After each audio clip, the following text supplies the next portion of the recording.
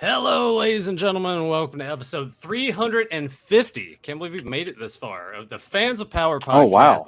I am Nathan Kennedy, joined here by Tyler T-Rex Baker, Rebecca, aka Newt, and joining us for a third week in a row, we have Ren McKenzie in case, because we're going to get a lot of questions. Joe Amato taking care of some personal business, so he's not going to be here this week. Might not be here next week. He's going to take some time. He's got some stuff to do. So, yeah, we'll have Joe back in due time. But Ren, thanks for coming back. No problem. I slightly enjoy you guys. Just a little bit. Enjoy you too, Ren. I love you, Rebecca, but the other guys, Oh yeah, okay. Yeah. Listen, until I meet you in person, you guys aren't real.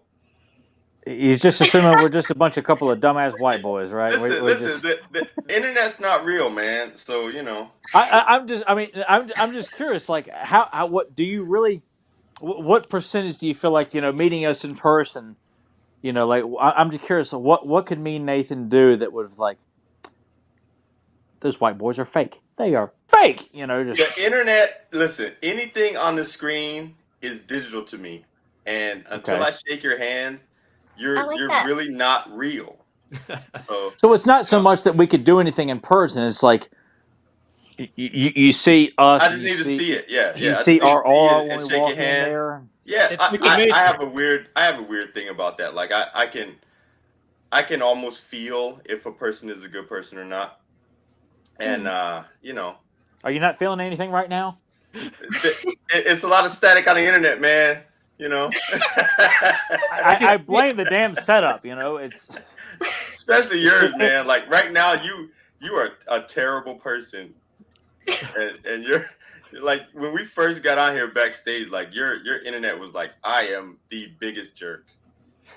Well, rest assured, when we shake hands, you will think I'm Father Teresa when we meet at PowerCon. Father Teresa, Father Teresa, man. I'm telling you, man.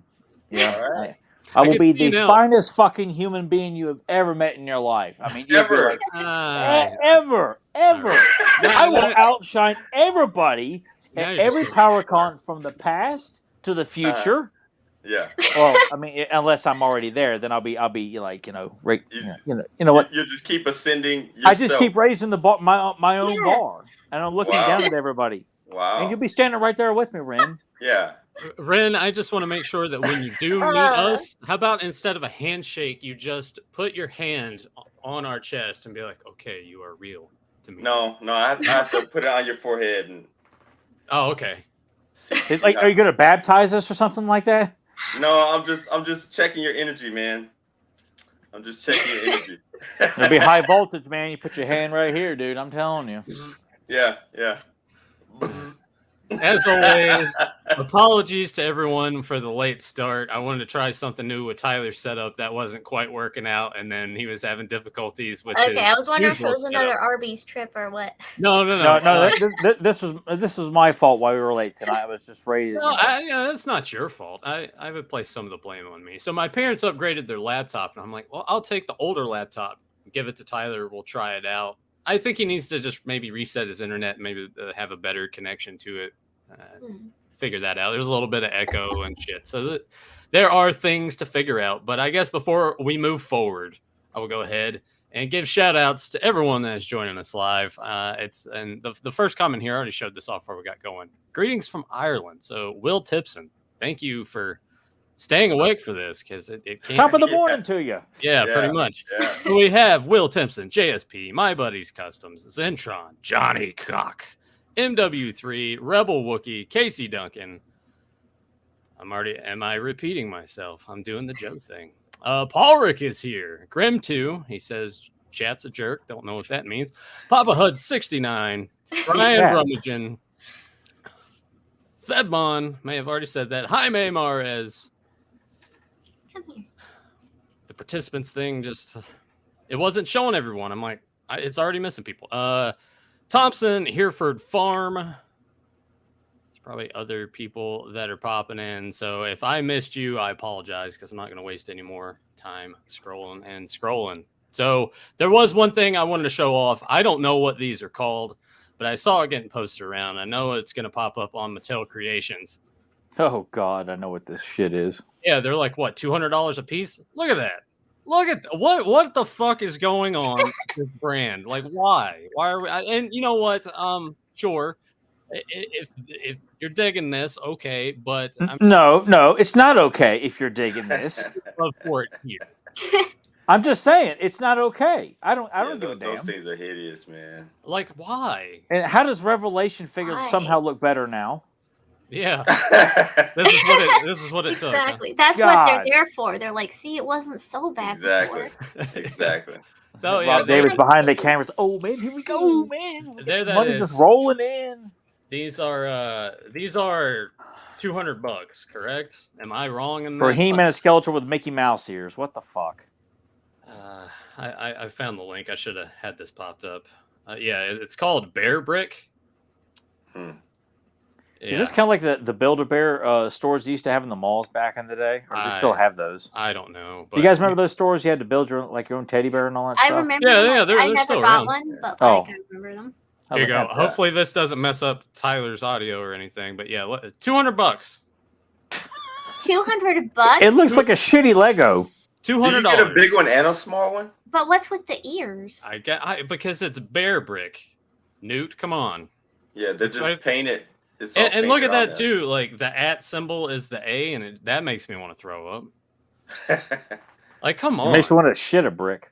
Yeah, it's just $200. So Is this a trend or a fad that's going on where people I are don't buying know. stuff? I I've never know seen nothing this of before this. in my life. I think they're it's a series of these bear shaped painted things.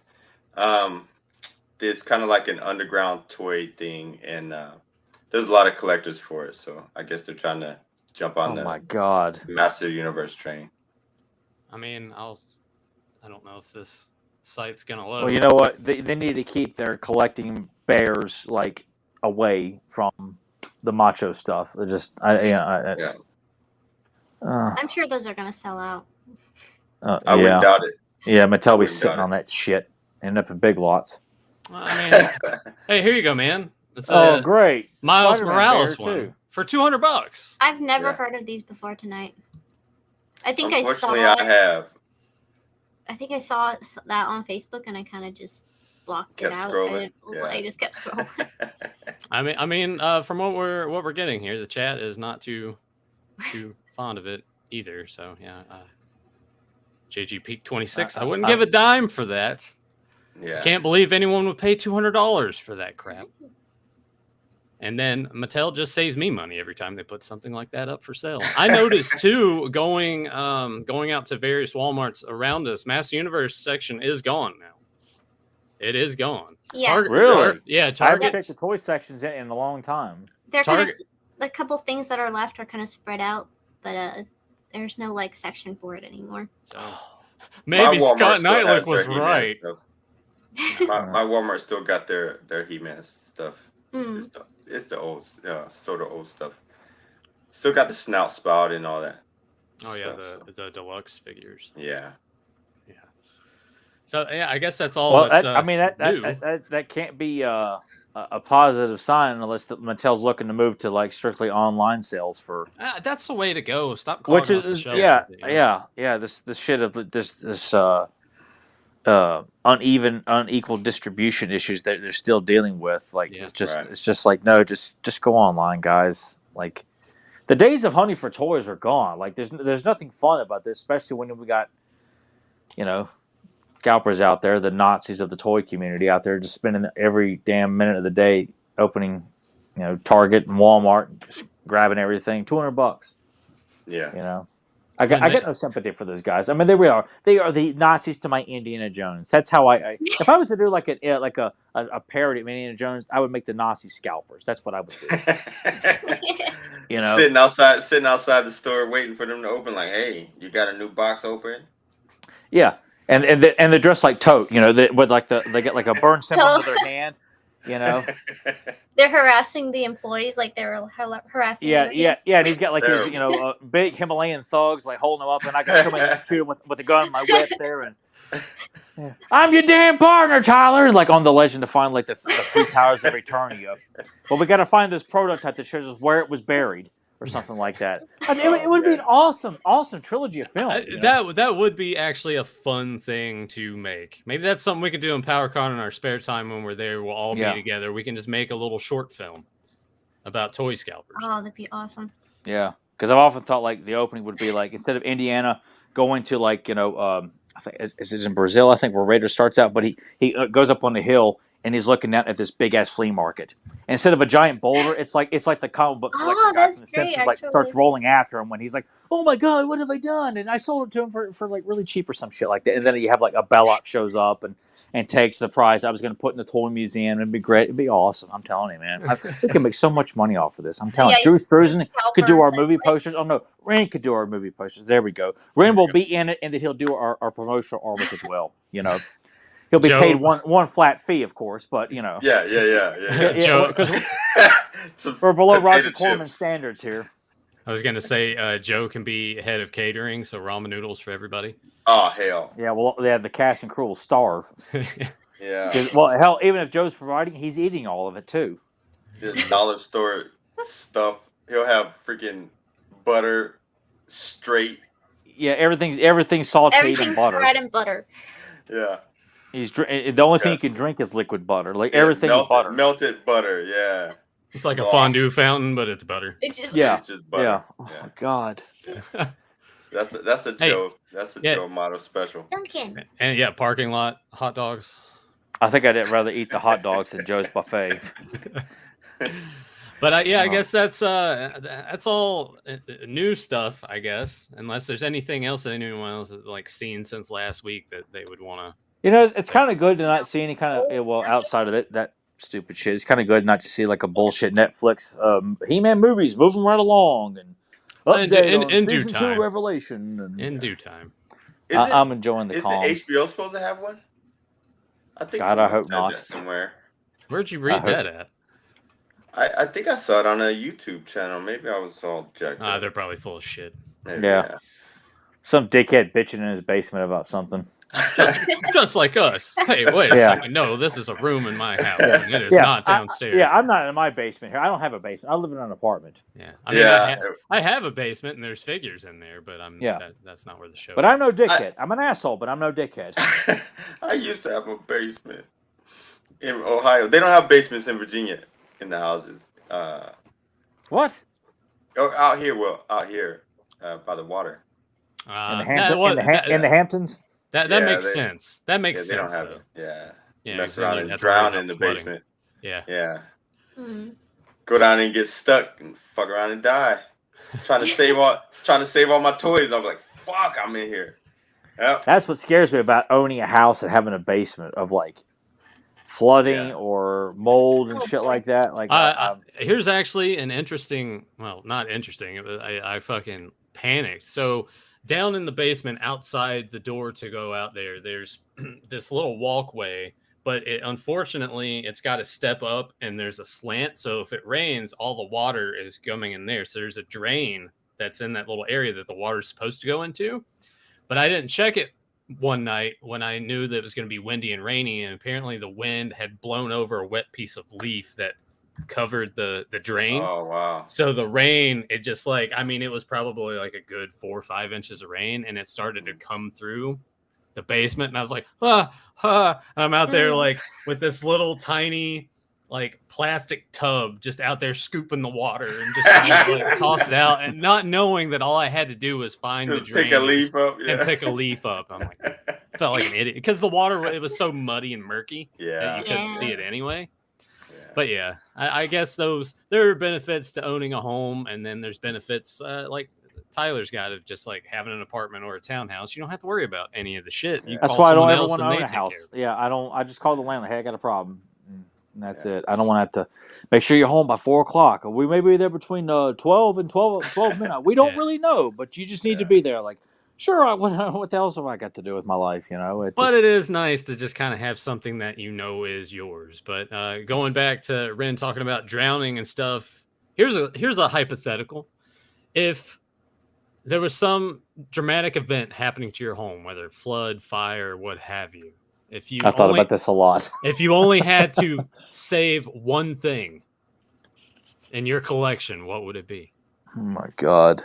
That Son- doesn't include cats. Like my cats are fine. No, yeah. Oh, Yeah, shit. like all the living things Any are inanimate already object, I safe. guess. Yeah. Oh my god. That's gonna be really fucking hard. Ooh, we're not talking about just action figures then. Just any of your like, all right, action figures, autograph posters, thing. whatever. Shit. I'm dying, man. Right?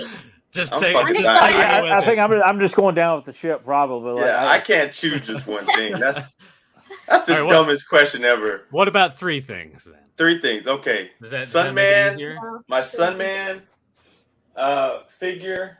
I'm gonna save my Sword of Omens, and I'm probably gonna save. I don't know what else. I have no idea. Oh well, my motorcycle's going anyway, but that's Well, that's not the even a that's question, the getaway vehicle. yeah. So You're gonna have I your don't 3 know. things on your arms and trying to I'll put it. I've got bags saddlebags. on the bike. Yeah, so yeah. I can't narrow it down to just 3 things. Hmm. It's so hard. You know what? I think in terms of my action figures, I would be. I don't think any of that I would attempt to save because to me those are things that I could get again. For me, it would have to be stuff that I would almost feel like would be irreplaceable, like personalized autographs from people that are deceased, kind of thing. It's like you'll never get that again. True. So True. maybe something like that. It is a tough question. Yeah. Probably my first appearance Wolverine would be on my list. Right, Tyler? because if you didn't go get it, I sure as hell going in and getting it. And Tyler's like, I risked my life for this. It's mine now. Oh, you damn right I was. Like, you didn't know what the fuck it was when I pointed it out to you, man. That's my excuse. And I just keep running. You know, I jump Where's he going? I'm jumping. I'm waiting for Ren. Ren. Ren's on the getaway bike. We just get the hell out of Dodge. Yeah, I don't know. I always think about grabbing my Men on Cart He-Man, because it just having what started it all. I got so many prized comic books, I wouldn't know which one would outweigh, Death of Gwen Stacy, Sabretooth's first appearance. And I mean, it's just the first appearance of the black costume. I don't know. I would probably end up killing myself because I'm like, no, wait. And then be like, I can't believe I let that go. I know, and then I'd be throwing up. I'd be clutching my heart like Ralph Wiggum on The Simpsons. See the moment his heart breaks. That's exactly, and it'd be over and over and over again. My He-Man VHS tapes, my Axel drawings, my Kevin Hart drawings. Jesus Christ. It's just my Slime Pit Mitten box, my Robin Hood Prince of Thieves playset. My Silverhawks. I would be going down the list like, somebody please put me out of my misery. Anybody, I'm begging you. It's over. Yeah, it's over. Is Korvorkian still alive? Oh God. This stuff means so much to me, and it would be sickening. It would be. I mean, it would be as words can't describe it. Like when you're into this stuff like we are. Well, it's tough to think about because all the time put into collecting it, the money spent obtaining it, the rarity of so much of it. Yeah, and just the what it means to you personally. Mm-hmm. I mean, some of these things, attached, some of them, like you the memories attached, and just I mean, I look at when I'm not saying because I'm saying what it was like to see the Men on Card figures at a Hills or a Kmart and seeing the exploding red rock with the chrome lettering. And you see that as a child, you're like, it was just, you're like, oh my God, this life doesn't get any better than this. Seeing like the epitome of badass, like which one do I get? How many can I get? Like, oh my God, just one. It's unbelievable. I really would love to thank the guys responsible for the card art for He-Man. Yeah. That exploding rock and that lettering. Oh my God, it's just I'm going to get all Mike Myers and Wayne's World 2 emotional. I promised myself I wouldn't cry. Do you think that was cries hard. something that they were because we talked about this before. Back then, I know that they for the most part, I would imagine loved what they did. But do you think in their mind, it's just another day on the job, or do you think any of them are like, we're changing the game here? Because with Master Universe, that led the influx of collecting toys in the 80s and beyond. So absolutely no way in hell any of those guys was like, this is gonna be the greatest thing ever, and they'll be talking about this shit 40 years from now. There's no fucking way.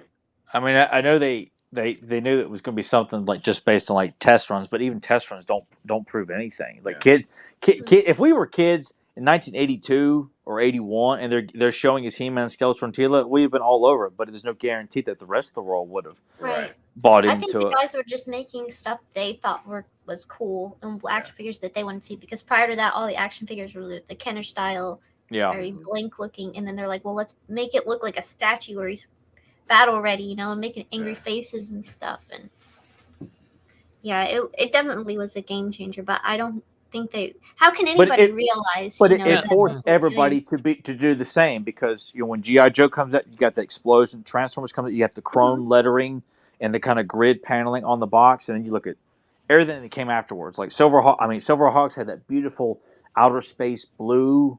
Thundercats had that beautiful logo. It's black, but that beautiful Thundercats logo on every black card looked amazing. Earl, the characters were colorful. Bionic 6 had this kind of swirl kind of motif on the card with this beautiful character artwork. You look at Supernaturals and the Brave Star boxes. We could just do a full podcast about just that. I mean, how 80s boxes, 80s card art for Battle Beast looked amazing with all the creatures all lined up together.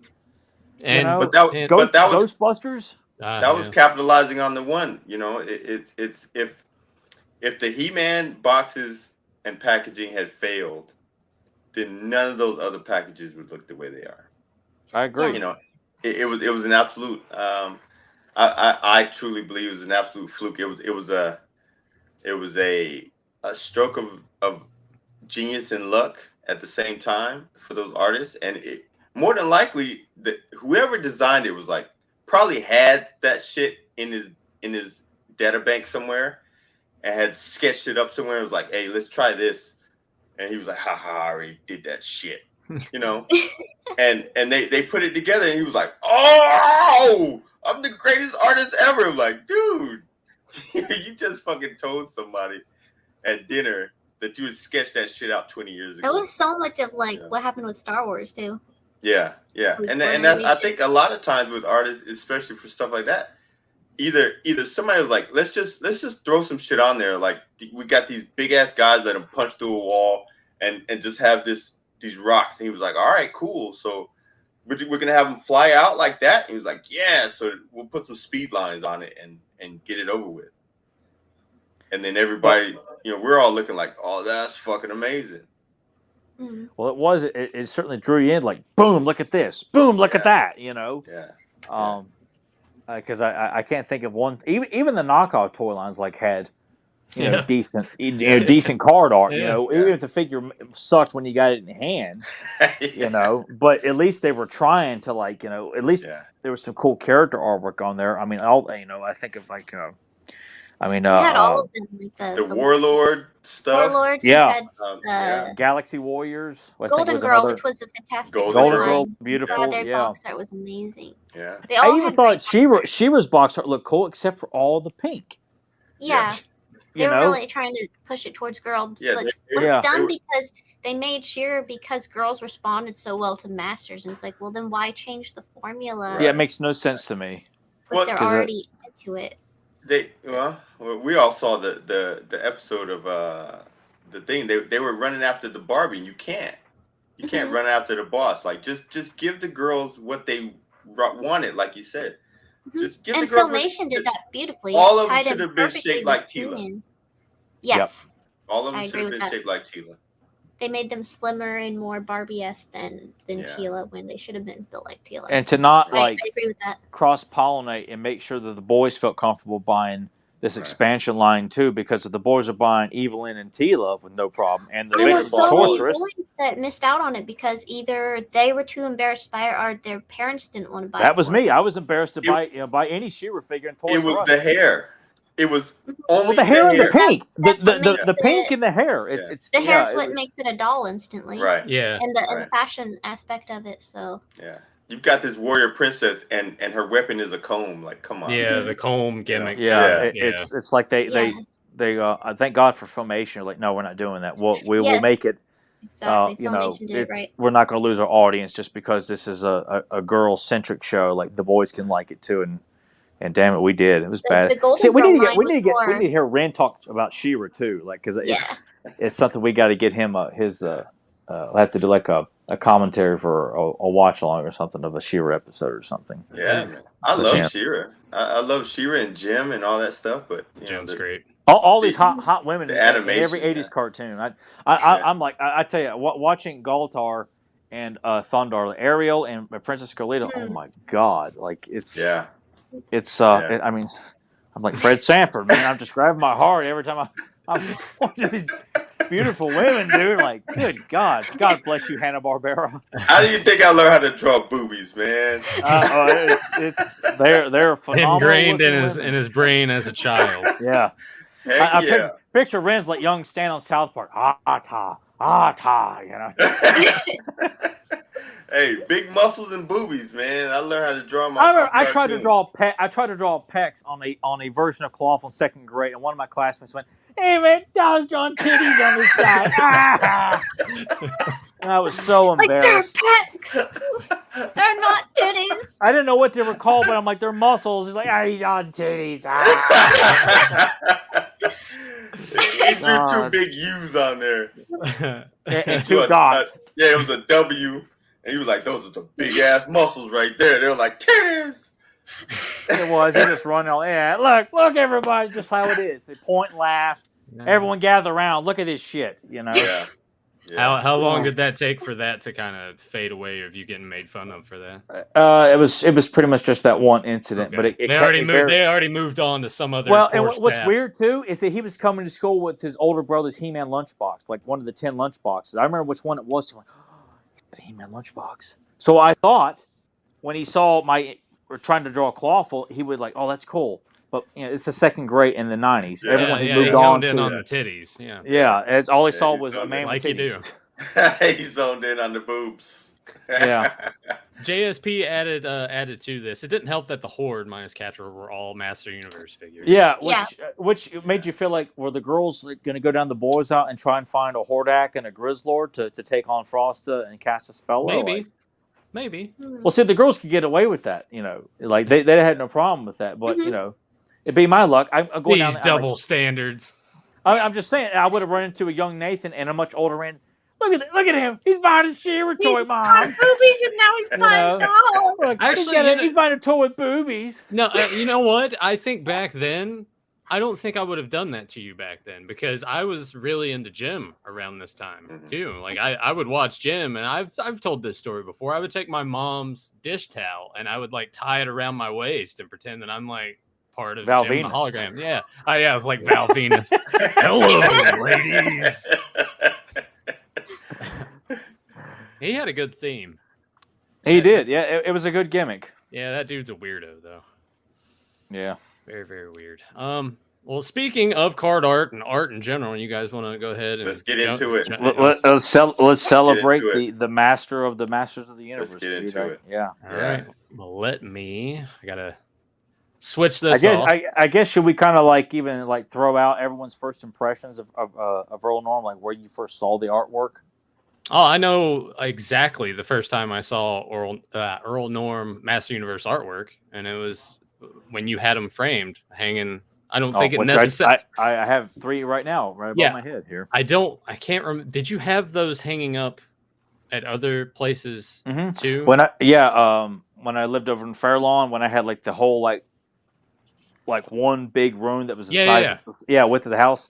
Yeah, I had all my Earl Norem posters, all my comic books, golden books were all in frames. So that may have been display. Then. It was the Hordak one, which we'll get to at some point in here. Oh, That's God. the one that popped out to me the Horde, Same. and I was like, holy shit, that looks amazing. But let me, Mhm. what do I got to do here? My first impression of it was whenever I was a kid in my dad's Savage Sword of Conan comics. Yeah.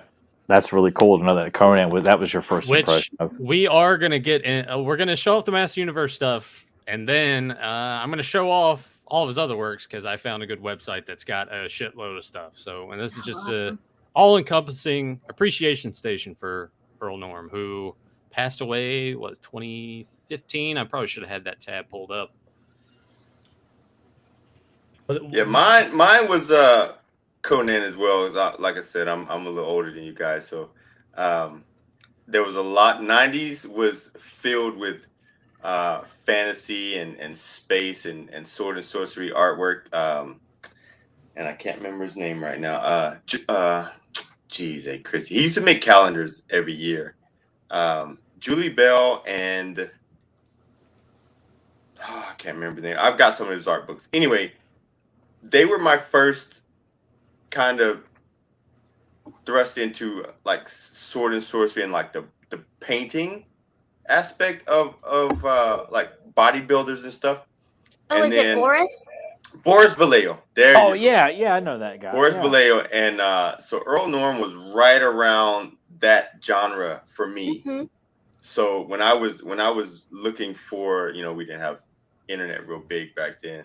Like I said, I got a Boris Vallejo poster from a kid's mom that I knew, and the freaking things were beautiful. So I started looking for stuff, and Earl Norm's Conan and his space paintings and stuff like that were huge, man. So I tell you the truth, I didn't even know the He-Man art was his until not too long ago. But Like like within I said, like the last 10 years or so. I went within the last 10 years, absolutely. Yeah. Wow. Yeah. Holy shit. Yeah. So I knew a lot of his older stuff. I don't think I didn't see the Conan stuff until God, I was probably maybe late teens, maybe hell even maybe 20s, because I just didn't see a whole lot of I would see Conan books like novels and stuff like that, but Yeah. and stuff But like the that. Savage Sword stuff, you probably. I never saw any of that stuff. I never saw like prints or posters of it. I would see Joe Jusko's, stuff, which was like all beautiful paintings of Tarzan and things like that. But it was definitely the Golden Books, Mask of Evil, and then my elementary school that I went to when I was in 5th grade, they had like a section on the other side that was almost felt like it was meant for like older kids. So I just happened to wander over, and by accident, I pull out Magic Mirrors. I'm like, holy fuck!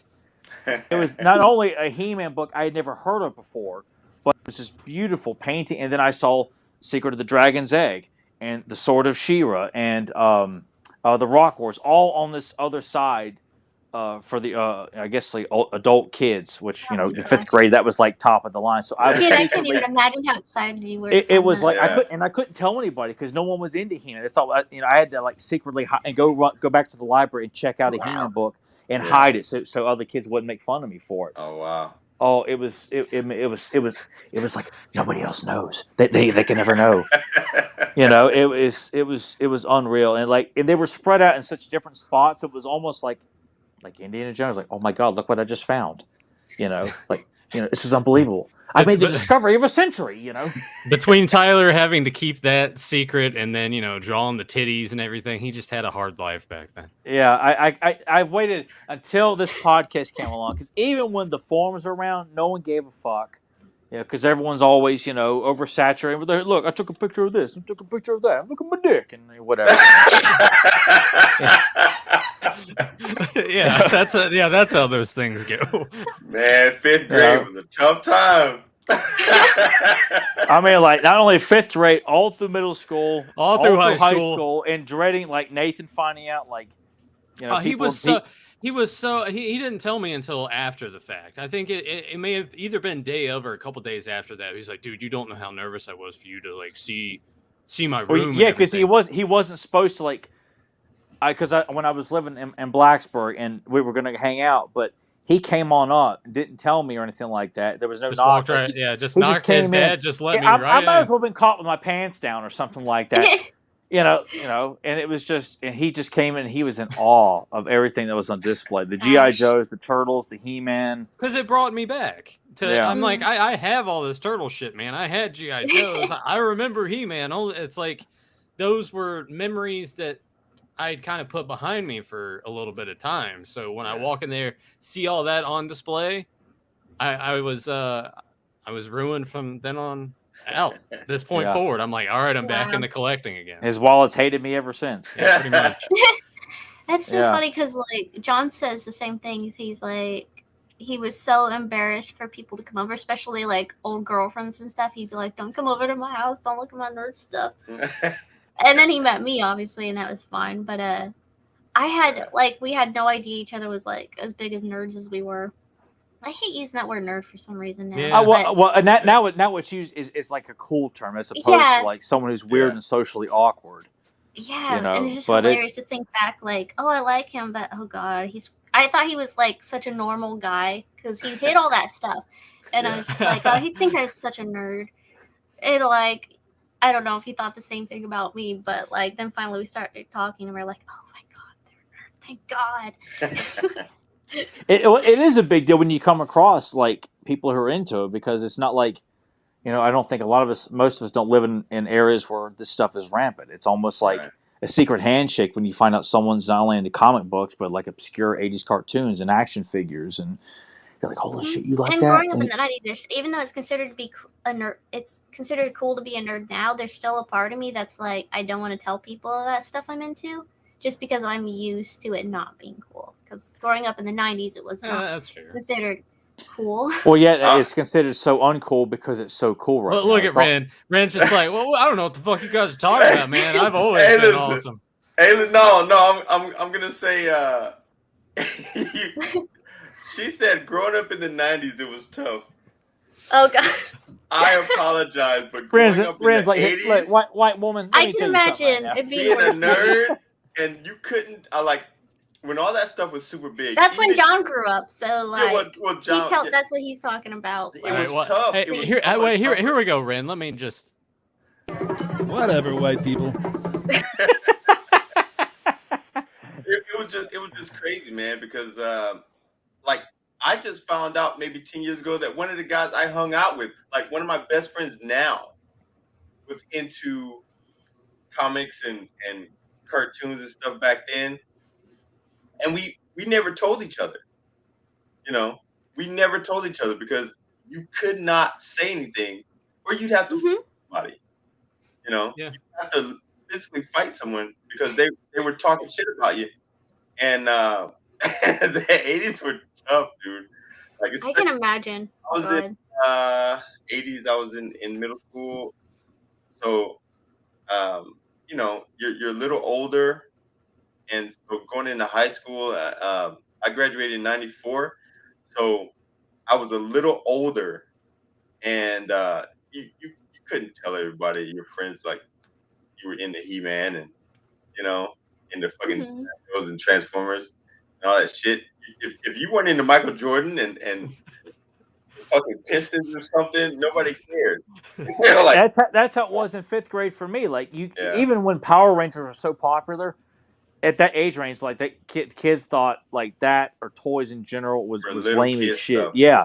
I'm like, we're children here. How the hell are you supposed to decide that we're too old for this? Like we're still in elementary school, but a lot of the kids, it was about sports, and I liked basketball, and it would obviously grow to be my favorite sport. But I was like, I'm never giving up my passion for toys, comics, and cartoons. I mean, you have to for my cold dead hands. I will be celebrating this shit to the day I die. I want some of the stuff in my coffin with me. Hey, listen, I've already put it in my will.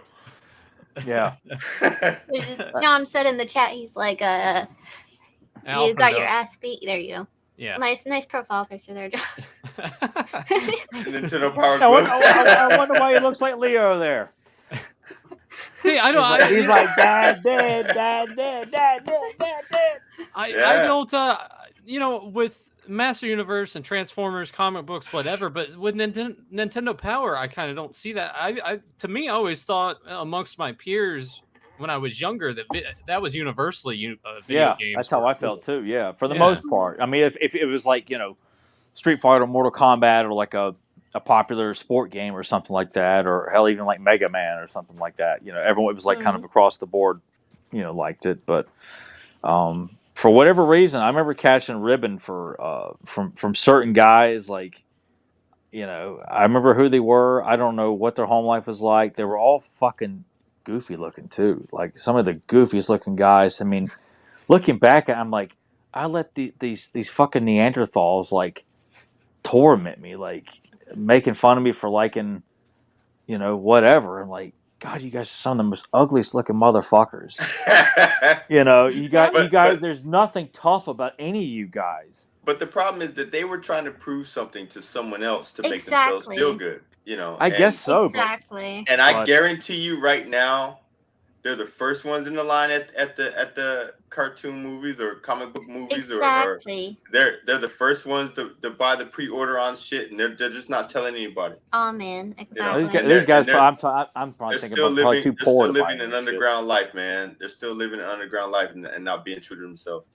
So, it is what it is. How did that I know John talked about like how that affected him with like girls. How did girls teach you guys like being nerds?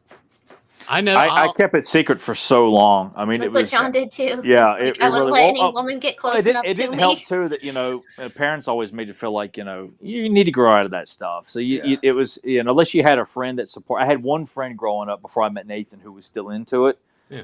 So we would collect comics, watch old Spider-Man cartoons on VHS and stuff like that. He knew who I liked E-Man, he liked Transformers, so we were just very supportive. But that was it. But with girls. Holy shit! Like I remember the days like if you went to Walmart to buy toys, you had to check out in the garden section. You had to go. Oh, because yeah. Wow. I remember that. Yeah, because you go out to the general merchandise checkouts, man. You may run into some hot girl from school like, they're from my cousin. He makes a DiCaprio. Gilbert Grape. That's that actually happened to me. So I guess now this would have been 2013, 2014. This is when the 2012 Turtles was out, and the Turtle van had come out in that toy line, and I was like, the Shell Razor. So I'm like, I'm getting this. And I go to the checkout, and the lady that was ringing me up, she was like, "Oh, is this for your son?" And I was just like, "Yep." I really didn't have a problem, man. And when I left home at 19 to go to the Army. And I was in the Army for 10 years, not consistent, but not full Army. Anyway, I didn't have any of that shit because I left it at home at my mom's house, and I didn't go get it until I was in my 30s, late 20s. So I was buying a few things, but it wasn't anything like super geeky, man. Because like I said, I didn't want my Army buddies to know that I was into that stuff. And then when I went to college, I went to a CCAD, which is an art college. And I was like, this is home. Like everybody here collects something. And then I started collecting again. And I was in my 20s, late 20s. I feel like we're having like a therapy session for all of us. Like it's like CC, Collectors Anonymous or something like that. Like we're all like sharing stories about, and a lot of people have the same feeling. We're all mortified about our buddies finding out, and girls or guys or whoever it's all right. I only felt there's still people that feel that way. I only felt that way. I'm sure, with Power Rangers. That was more really? Which Tyler was saying earlier. It's ridiculous to think about because I got some razzing of liking Power Rangers. Well, we're 9-10 years old, and I'm like, that makes sense for the age range. Why not? But that was the only time I ever felt mostly compelled to keep it secret. I never had any issues with women with it because they didn't care. They would I'd be like, hey, here it is, and they're like, oh, hey, that's actually kind of cool. I'm like, yeah, all right, whatever. So you want to fuck now? No, God. I I keep laughing at you guys, man. You keep saying your names when shit came out. You're like, yeah, I was 10. I'm like, bitch, I was 19.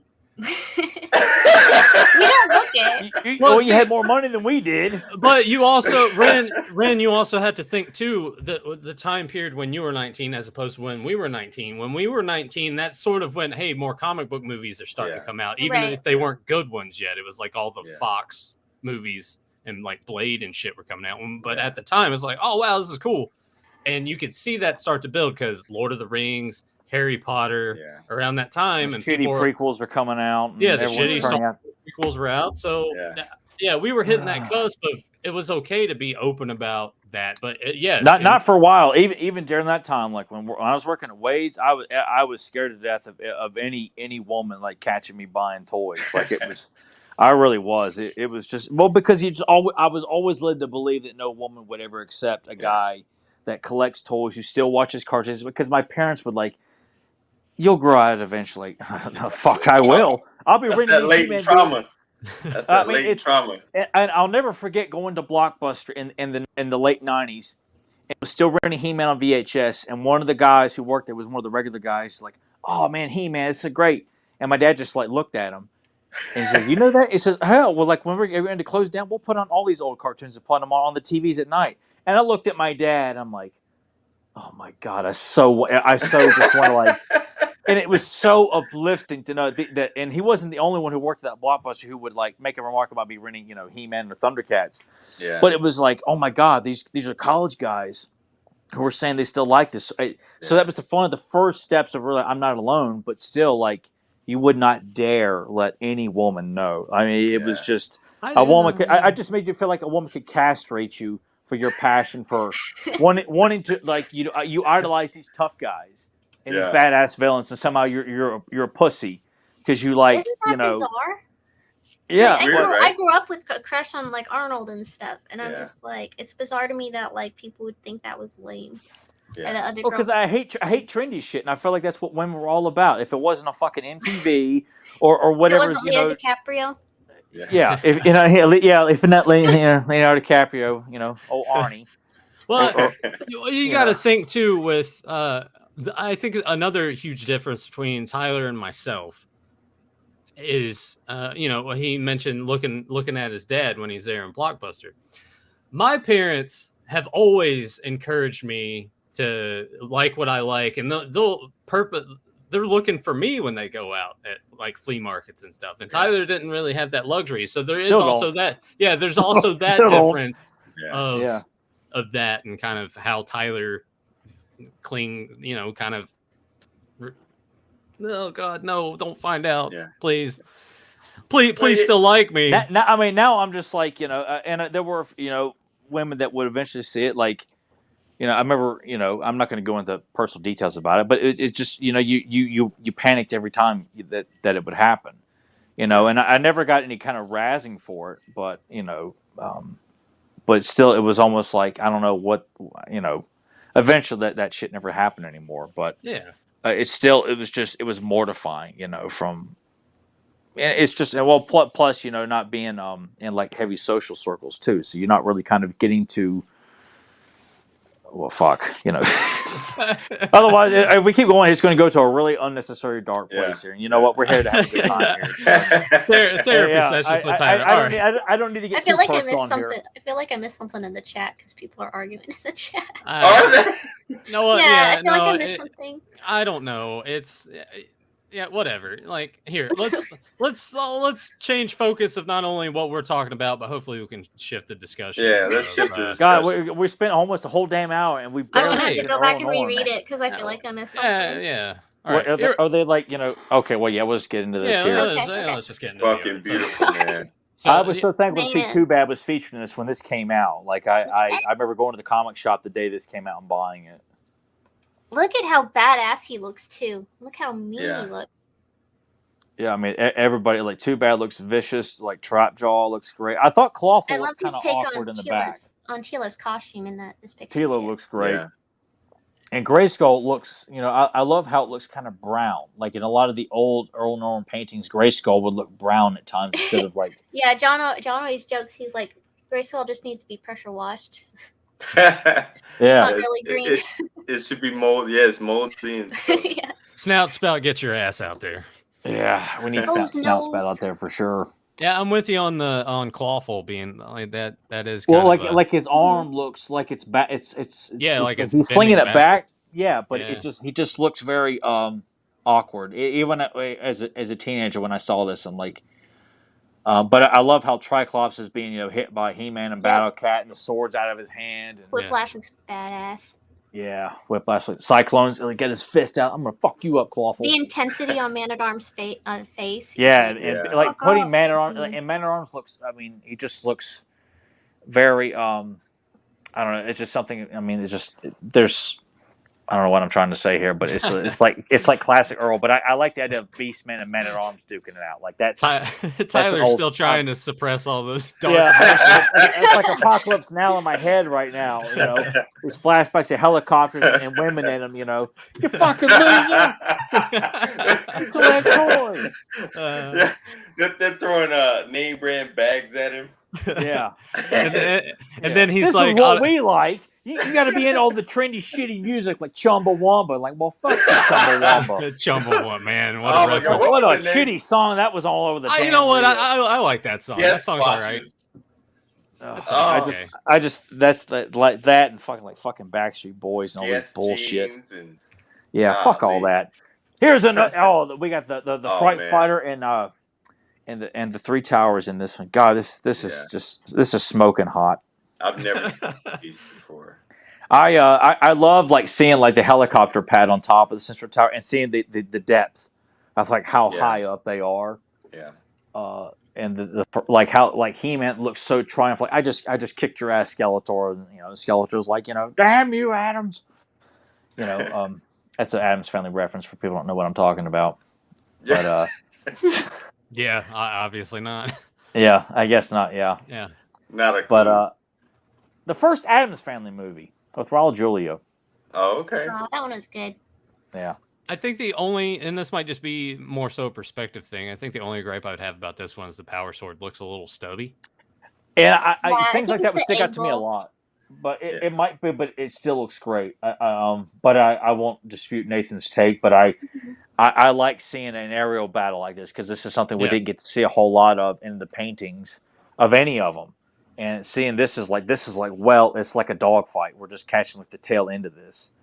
I would have loved to see more of this, and unfortunately, we didn't get to see as much of the Three Towers. But using Oh yeah, we got Tom Bresky in the chat now. Oh, Bill Bratsky. Yep, there he is. Yeah, it's a beautiful perspective, and I'd like to see what Ren could do with the Three Towers, like doing like a dog fight on Eternia with like the Three Towers. Yeah, I mean, because you have all these like like you got the battle tram going through there as well. Like you could, I mean, there's so much fun to be had. Like as from an artist's perspective, like Ren, like is this a challenging like angle to like capture, or like do you feel like you could do what It is pretty challenging. I'm going to tell you the truth. I'm not a big fan of structures. I don't like drawing structures, especially in perspective. Now it's absolutely can be done, but I've always hated perspective and drawing. Like I don't really like drawing ships, and of course I have to being a comic artist, but I hate it. I hate it because I'm more an organic artist. Me too. So I like always drawing struggle with people and structures animals and stuff. Yeah. Like I hate rulers. Mm. I fucking hate having to use rulers, and that's a dope ass 3-point perspective on that piece. And 3-point is one of the hardest perspective. I feel like to work on. I noticed with paintings that a sketch can look one way, and then some things can get lost when you're putting paint on top of it, especially with perspective. And I think that's what happened with the sword there. Absolutely, yeah, because it's in a different perspective point. Mm-hmm. It's foreshortened in that piece, so it's probably visually perspectively correct. Yeah, but you have to change things because the human eye will see it differently, and we're thinking that it's wrong, but it's not. I mean, I'm with. Well, Brysky says he takes a stubby sword when he's driving, so that makes sense. Golly. All right. Now this piece. This was the first He-Man magazine I ever bought, and it was missing the damn poster too. What this I feel so ripped off. Oh my god. The posters inside the magazine is probably when most people were exposed to Earl Norem working on Master Universe, right? Yes. That would have that to be. or the Golden Books, because they were Yeah. the Golden Books started, I think, around 84. So these magazines started, I think, around 85 when the Horde came out, I think. Mhm. I never got the magazines when I was younger. Yeah, I never saw them like lingering in any grocery store or anything like that. It wasn't until my best friend from childhood knew someone who had the movie, the 87 movie issue with the Blade versus. He told me about that. I know, but I'm just saying, like, that's how I heard that there was these paintings, of that. I'm like, oh my! And then when I finally saw it, it was, oh my god! And it just put it together. It's the same guy who did the Golden Books. But this one, like, I don't think we could see King Hiss look more menacing than he does right now. I know. And He-Man is like so ready to just, he's take chopping on all his head off right now. Yeah, he's dismembering some snakes. I mean, that He-Man looks so incredible in that pose there, and no power sword at all, just the axe and the shield. And to me, that comes off as a bit more ferocious, I think. Yeah. And I like Cobra Khan. Like, they were really pushing Cobra Khan to be a member of the Snake Men during this point, and like for Earl to make sure he's included in there with the Snake Men, and more snakes at the bottom of King Hiss's feet.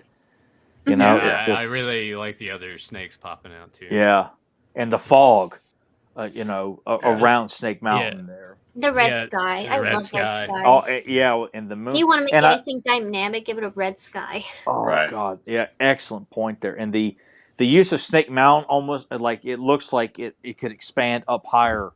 Like the snakes, clearly you see the snake right there, but you don't see what the entrance is. As if like the entrance to Snake Mountain could be even higher up. Like you see, like right below He-Man's elbow with the axe, you see the staircase. Yeah. And it's like the staircase up to the gateway of Snake Mountain goes further way up the mountain. Like you got the snake and like the wolf trap up there. It looks like it's a snake too. Like the wolf microphone, it looks like a snake. Yeah, well, it's almost too that a Snake Mountain is just as alive as everything else. Yeah, it's organic. It's like it's. Oh my god! Like stopping and looking at this with you guys, I'm looking at stuff that I just never really, thought to think about before. Like his nips are hard nips.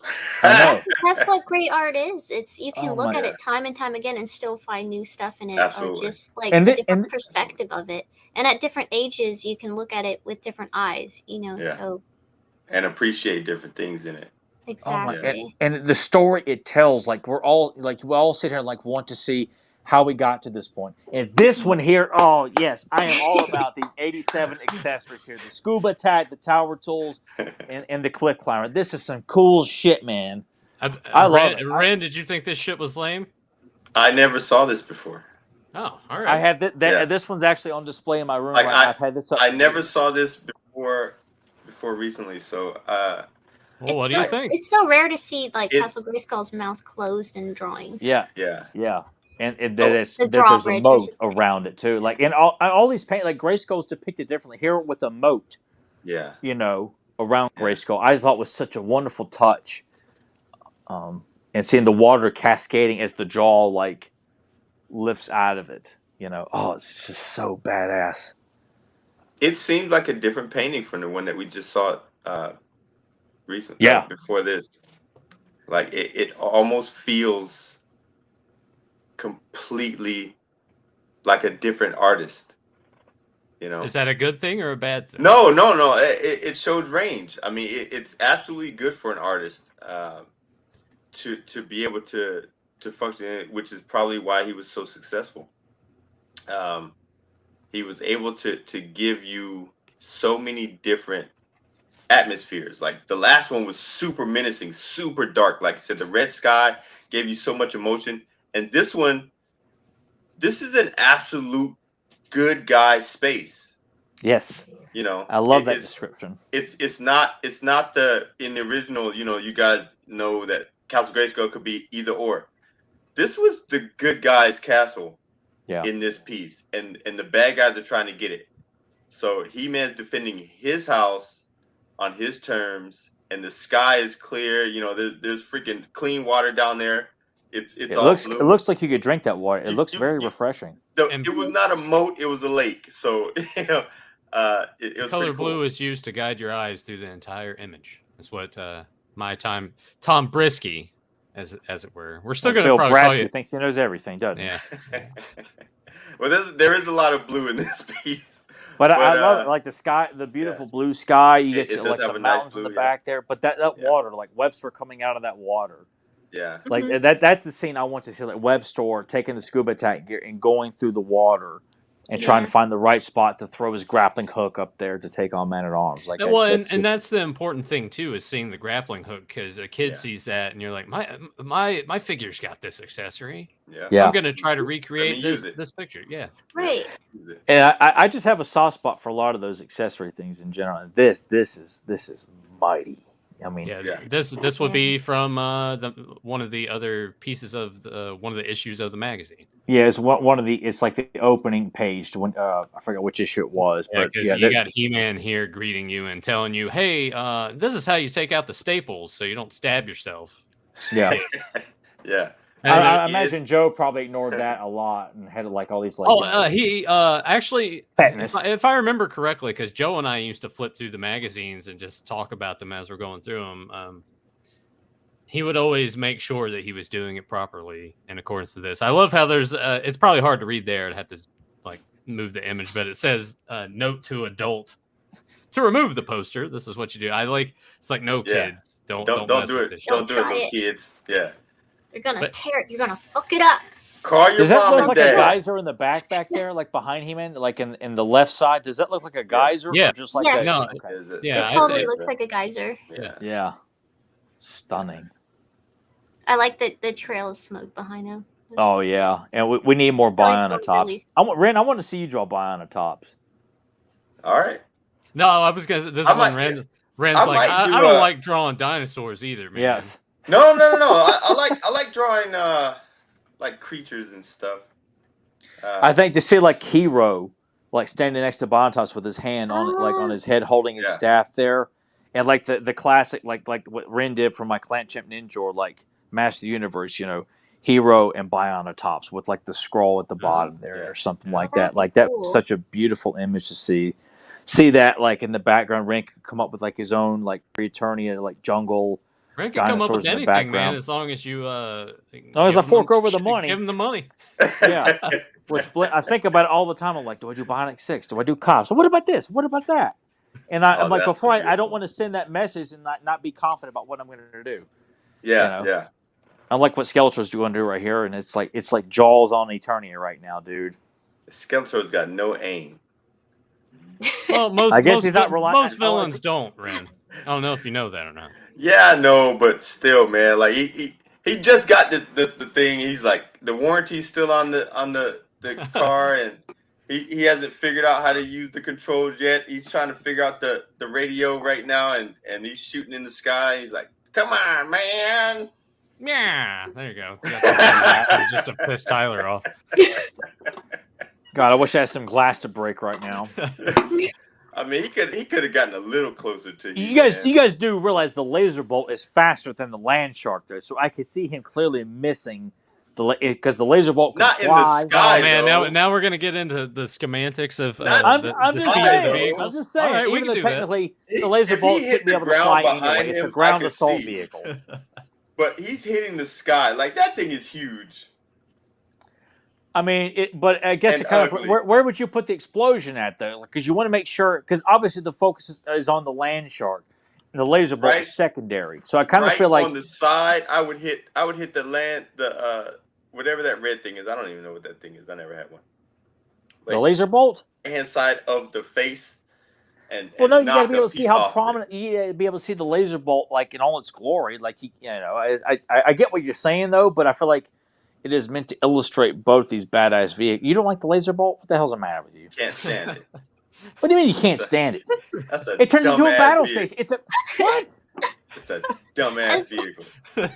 You a dumbass from Hampton. That's a dumbass vehicle.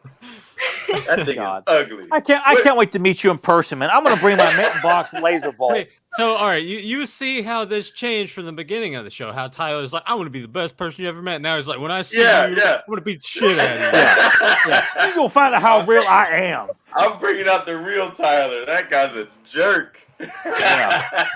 I'm flipping over our booth and everything.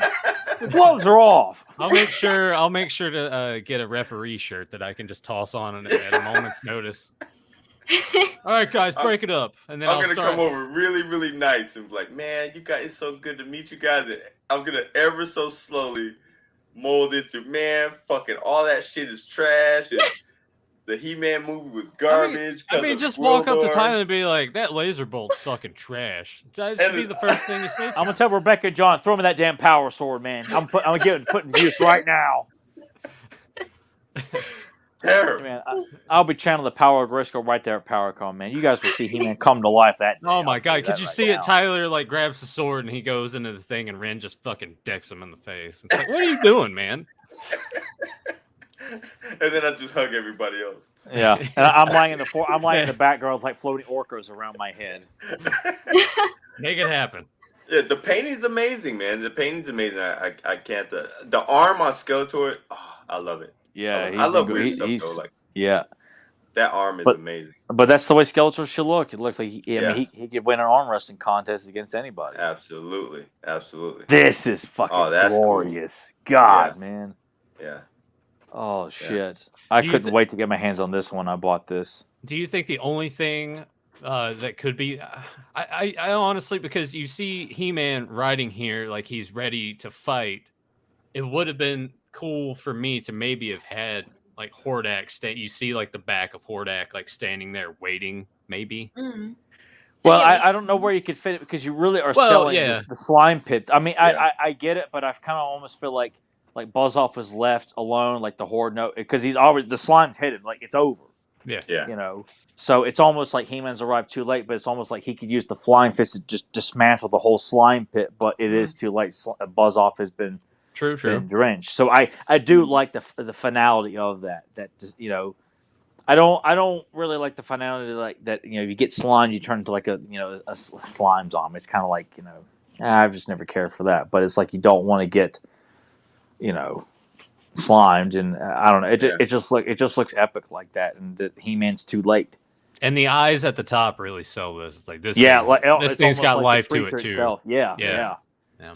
And like in the mountain back there, which kind of looks like could that be like an amalgamation of the Fright Zone or something like that in the very back, like that mountain. Yeah, it's a doorway and stairs. Yeah. I'll tell you what's crazy. The perspective on the slime pit is off, and it's kind of bugging me. What? The tower part of the slime pit, the Hordak face and the head on the slime pit, the perspective is off compared to where Buzz-Off is, and I know it was probably done because of the packaging or the layout. I guess Buzz-Off should be further back against the wall. I guess he should be he should be further over to the right of closer to He-Man. He should be closer to He-Man, but he's the central part of the pizza, and he was drawn first, more than likely, and the back part was drawn afterwards. But I'll let it go, but it's they're in the wrong place. It's cool to hear that. It's in the wrong spot, man. Yeah. Earl Norem is somewhere. He's just out in the cosmos, shaking his fist. You will be, I need to fight for my honor. Earl Norem looked down and was like, "Damn, you're right." That's what happened. Here we go. Yeah. Well, I know Ren automatically hates this because he thinks the movie's trash. So, I love that Blade is the one front and center fighting him. Yeah, me too. That was what was the big deal for me as a kid, was seeing Blade front and center like that. Oh my god. Ren just hates it because Gwildor's in it, so it's an automatic fuck this. Yeah. And that ugly ass helmet on Man at Arms. What? It's screen accurate though. Yeah, it is. It was trashy in the movie. That's it. We had those dollar store. We had those dollar store I'm gonna get helmets. with Val. We're doing like a live screening of this movie at Do you PowerCon, guys and remember I'm hosting. those green? And you know what? You can't come. It was a green shield on the helmet, and you got them from the dollar store, and they gave one to Man-at-Arms. You guys might have. Come on, Rebecca, jump in this too. You champion this movie just as much as Tyler does. Come on. Yeah. Don't be all like overly friendly with Han just because you guys No. I'm just used to hearing this from John every single time I watch a movie, and that's why I don't watch a movie with him around. She's a broken down woman now. So. all the years of abuse. Terrible. Terrible. I watch it without him around because he'll be like, oh. I don't know. She's like Julia Robertson sleeping with the enemy there. He's like Patrick Bergman with his big bushy ass mustache. And he'll be like, and I'll stop himself from saying something. And I'll be like, what? Just say it. No. You can't talk through the movie. And that's when she throws a plate at him from across the room. Yeah. Right, honey, this is why we don't have nice things. I hate you. I want a divorce. Wait, is that your impression of Rebecca, Ren? Yeah, I hate you. And the neighbors are here like, you go to hell, and you die. You go to hell. She's got such a small voice, man. You go to hell. You go to fucking hell. Ren, you're over here trashing Tyler on his bad impressions. You're over here doing shitty Rebecca. I know my impressions are terrible. Do I have to bring in some Marlon Brando here to please tell don't. Please do not. Please don't. All right, we know how Ren feels about this, but Tyler and Newt, go ahead. No, it's an amazing it's a fucking masterpiece, and I love the movie Grayskull and Skeletor sitting in the back waiting for the outcome. Karg and Sawd are there in the picture. Like it's got everything. I mean, I just and how awesome like Dolphus He-Man looks and Blade. Like Blade looks like one. I mean, he looks even more badass here. Right. I mean, than anywhere else. Like it's amazing how awesome he looks. It's just it's in a frame right over here. I'm looking at it right now. Nice. Brand, would you like to see it? Yeah, sure. Oh. No, I'm not gonna get it. I also have that piece that's hanging over here against the wall. I wanted to since we're. Is that a full size poster? What size were these? I'll just get mine real quick. Hang on. All right. I wanted to. I'm getting space in my garage, and I want to put some posters up, but they've got to be like the 24 by whatever. Oh, they're small. They're smaller than that. Oh, gotcha. No, the face on He-Man. The face on He-Man is freaking perfect, man. Yeah, that's Dolph. He did a great job with Dolph. Shading, the shadows on there, freaking amazing, masterful, man. Masterful. But even the logo, they got the logo correctly. I don't know if that's something that was printed on there or Earl did that himself, but like the movie font looks phenomenal. Well, how about this? What do you guys think about that, Dolph? Oh, Jesus Christ. That's amazing. Oh, my God. That's amazing. Like that. I posted this in our Facebook group because I saw it on Reddit, and I'm like, all right, let's go. How is it so hard to fuck up, like, Dolph Lundgren's face? Well, or just even make it, like, somewhat similar. Yeah. And knowing that there's some dipshits out there who went out and bought that fucking toy. They don't have, like, his likeness. Yeah, but they can make him look better than that. You know? Like, look at that guy's mouth. I don't know. What the hell? Not that guy's mouth. It kind of looks like Leo's brother, Lenny. Yeah. Oh no. Yeah. Gilbert Grape had another brother. That would be him right there. Yeah, I don't know. Yeah. We know Joe's foaming at the mouth. Like, oh my God. Brainwashed when you're doing shit like that.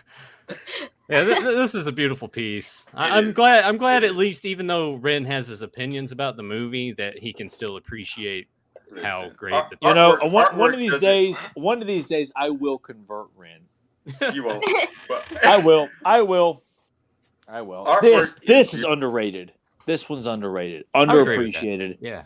Because the Rock Warriors are not given any damn attention at all by anybody. They're not. And Rock-On looks fucking badass in that landing pose. The pose. Who's the one in the foreground? Or you got Stone Door is in like right there, like holding the gun. Close to us. That's the foreground. Yeah. Rock. That's Rock-On. that pose is freaking amazing to me. Yeah. Like I love a piece like that where the legs are stationary, ready for battle like that.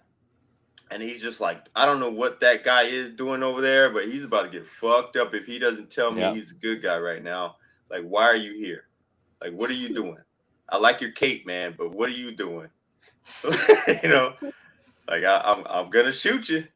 I'm gonna shoot you. Yeah, that is a great pose. And like the detail in Rockon's face, like he has this very like I like he's got a very like, angry, like pissed off face, almost as if like they know who's there, or they know, or like they just showed up to like stop her, like they know what they're doing. Like, oh shit, you know, you're done. Yeah, you know, you came through our land to get to Eternia. We're gonna take care of this. Yeah, fuck this, You man. won't make Like it. it's. Yeah. And I wish we could have seen Stondar, because Stondar is the older of the two Rock Warriors that were in the line, and Rockon's the younger one. And I just would have loved to see what Earl would have done with Stondar's face, because Rockon there, I mean, he's just, God, he just looks so cool, man. How do people shit on the Rock Warriors? Man? I don't get it, man. Pardon me. I don't get it. Bless you, sir. It was because of their sculpts. I mean, I like the sculpts. I liked him as a kid. I had Stondar as a kid. I thought he was awesome.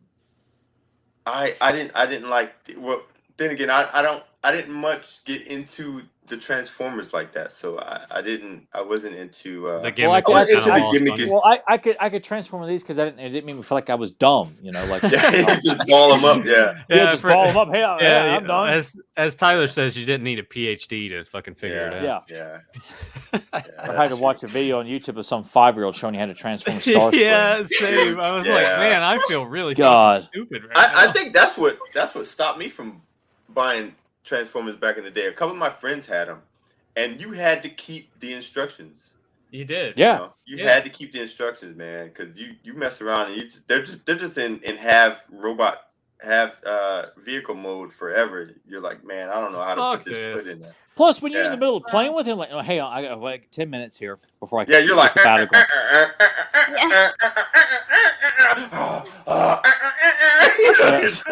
Yeah. Those things. Yes, this one I was so proud to own when I finally got this one. Yeah. Oh my God. I love Clamp Champ. Wow. It was unbelievable. When I read the description of this on He-Man.org back in the day, before I actually saw it, I was like, oh my God, I cannot die until I see what this thing looks like. Speaking of ones that like tell a fucking story, you can go a variety of ways of how we got to this point that's projected here. And knowing how just how these guys got to pre-Eternia alone, which I imagine at this time the Cosmic Key was the big, that's kind of how they justified a lot of the time travel stuff. So, like picturing like this quartet kidnapping King Randor and taking him to pre-Eternia, and He-Man and Clan Champ got to follow him to go get him. Yeah, like it just that little touch of a brontosaurus in the background back there. Right. Oh God, it's so cool. It just. Like seeing Clamp Champ just staring down Blast Attack. That's a fight, like Clamp Champ taking on a full-on machine. Yeah. That's how fucking badass he is, though. Yeah, Clamp Champ would tear him apart, like rip him in half before he could even detonate. I could see Clamp Champ doing that, man. Yeah, that's a pretty beautiful, beautiful piece. Oh God, it's so cool. A beautiful piece. It's so vibrant. It definitely leads your eye up that mountain. I love it. Yeah. I'll start to go a little bit quicker because I'm looking. Yeah. We are on slide 11 of 41. So we have barely. And I know. Yeah.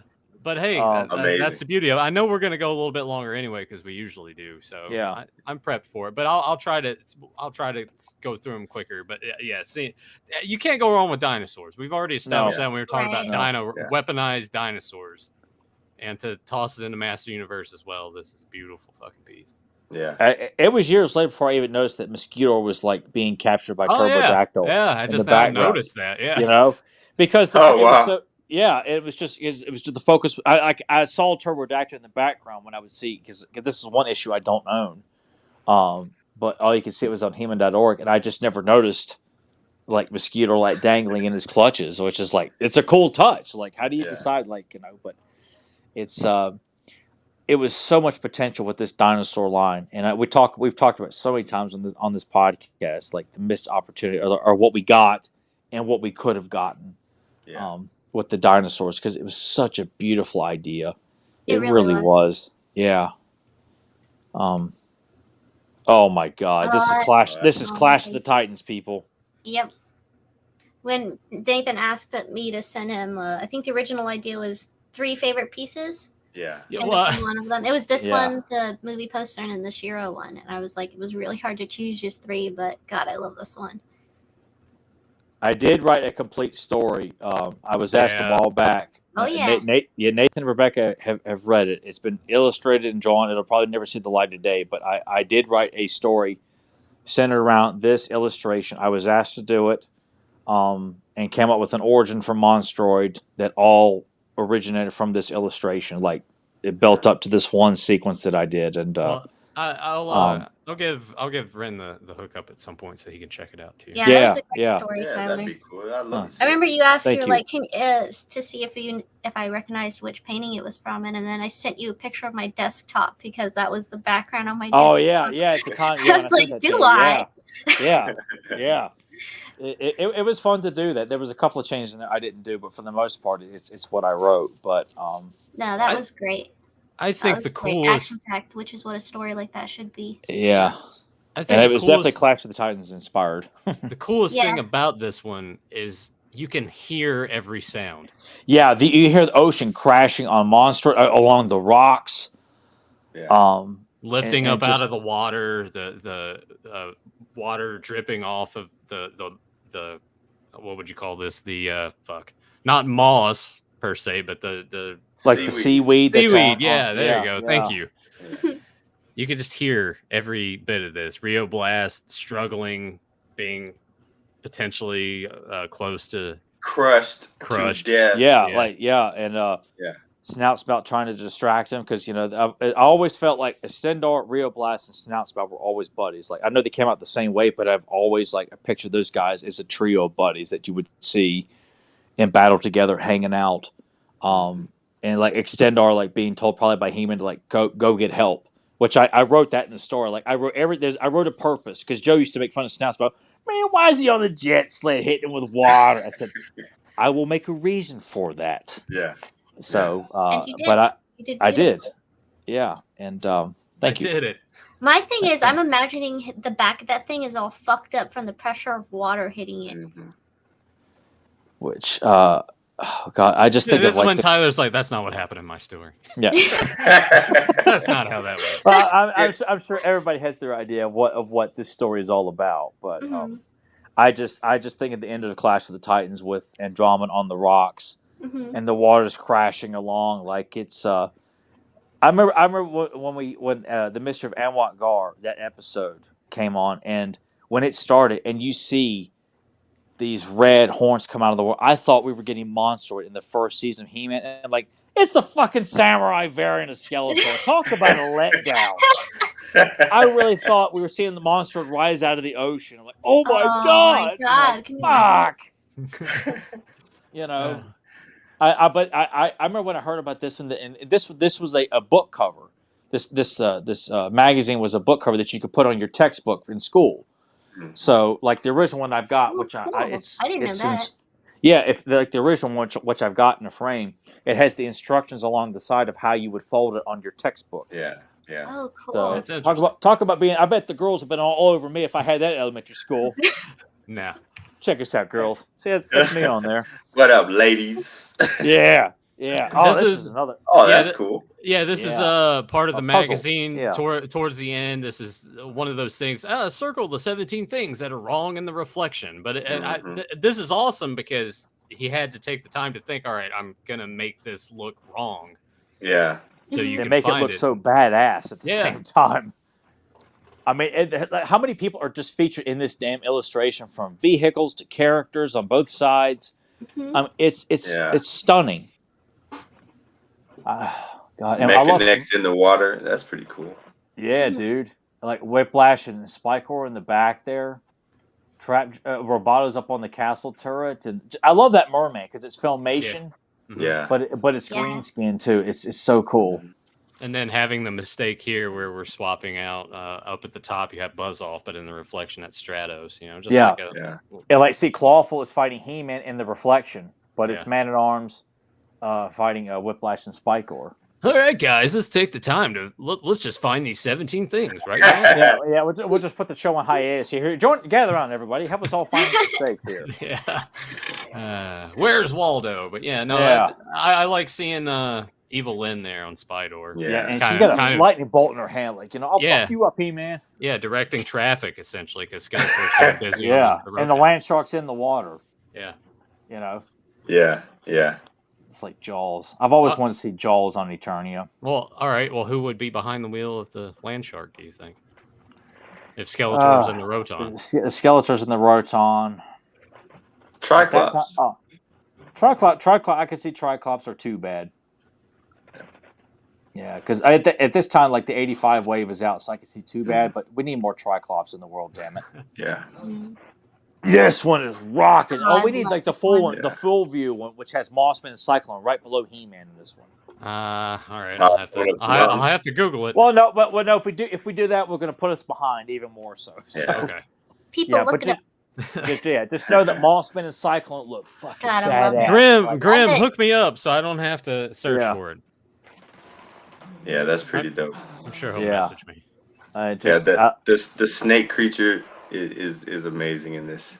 Oh my god! And just how He-Man's just ready to put that sword right in its mouth. Hey, my man's not scared of anything. Hell no. And I like seeing the little tree. It's very Conan-esque. And how high the mountain is, because when you look at the full poster, these guys have been climbing a mountain. Like, the Fright Zone is built in this big mountain, and knowing that the Beast Monster is in this cave as they're going up the mountain. I mean, that's a story. But that makes the good guys jerks, because the Beast is minding his own fucking business. They climb this big ass mountain. Obviously, you heard it coming out like, what the hell is this shit? He comes out, he's like, what's going on, guys? You want some donuts? They're like, no, fuck you! I'm hitting you with this sword. Oh yeah, because that's what he was coming out to. Issuing some Dunkin' Donuts. He said, guys want some? You like raspberry filled or eclair? Oh fuck! You guys want some muffins? I got some muffins. Some cupcakes and cookies in here. Hey man, what a gruff bastard he was. I got some tea. Some muffins. Did he put a sword in my fucking mouth? Oh, that's cool. Yeah, another He-Man riding Turbodactyl, man. Like, epic as hell. Like, it's almost like what you really don't even see any other characters. Like, just seeing He-Man interacting with the three prominent dinosaurs. Yeah. He-Man fighting the T-Rex. That's a story in itself. Yeah. Like, He-Man you could have a whole story. Earl definitely loved giving that sword that one, like, bling piece out there. He loved doing that. I noticed. I've been catching that a couple times. That's pretty. It almost looks like it glows and it's got that one shine mark. Oh, it's glowing with power there, dude. Yeah. And this is another underrated one, because I know Artillery Beam Blaster. I don't know if people are like take it or leave it, but it just looks awesome with Hordak manning it, taking on Rio Blast and He-Man. It does have that perspective on Hordak that I know that Ren was appreciating earlier with Skeletor. Yeah. And this comes off like a Western almost, I mean, because obviously with Rio Blast, but it's out in the desert. I was going to say this seems more like Rio Blast's story to tell, and He-Man's just kind of there for the helping ride. him out. Which I feel like a lot of these stories should focus more on the other heroic warriors, and He-Man should not always have to be the focal point, because that's how vast this universe is. It's just, that's why there's so much untapped potential with all these characters that the good people at Mattel just seem to be squandering and fucking up. Let them know what you feel. I love He-Man in this. Come to PowerCon. Come tell me what you think. Yeah.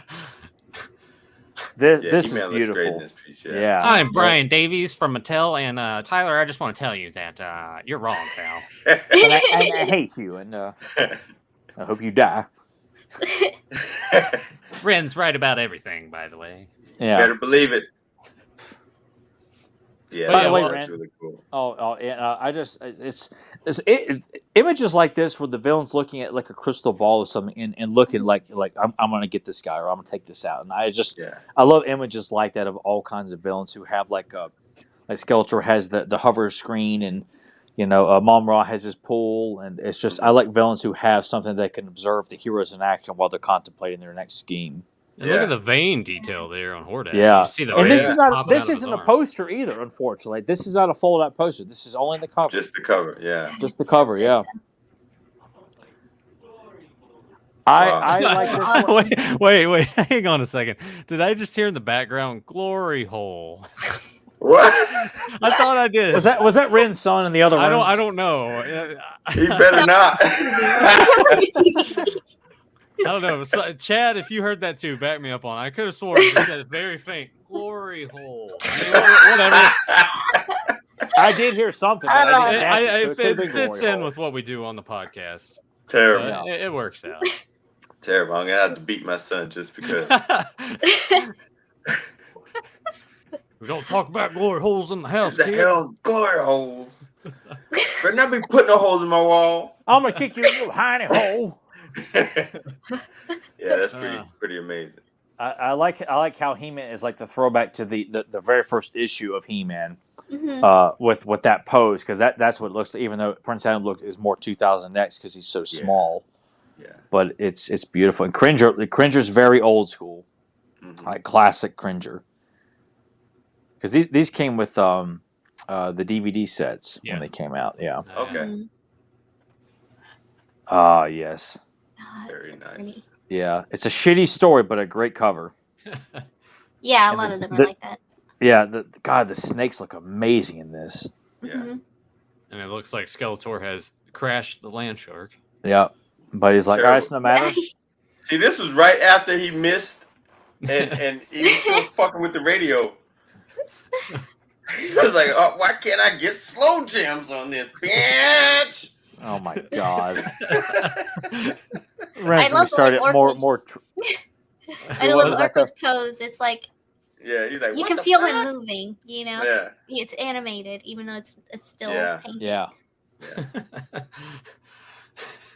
He-Man's like, don't move, Orko. He's like, oh, I'm frozen, bitch. I'm frozen. And Skeletor's like, who's paying for this shit? See, I like Ren giving the story like that, and Tyler's just like, "Oh, what are you doing?" I'm like, I ain't got it going.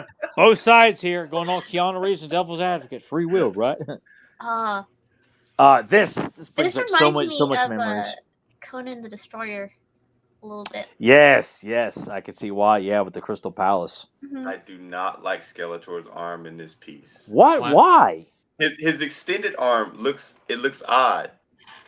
The biceps too close. Oh, I do. But the biceps too close to his chest. Yeah, it would be more like it's just kind of wonky to me. Like, yeah, like almost like his elbow is dislocated and his arm's twisted the wrong dislocated, way. Like his shoulder. But it's for spacing, and I know exactly why they did it. It's for spacing for the staff. The staff is in an odd position, so they had to push his arm back.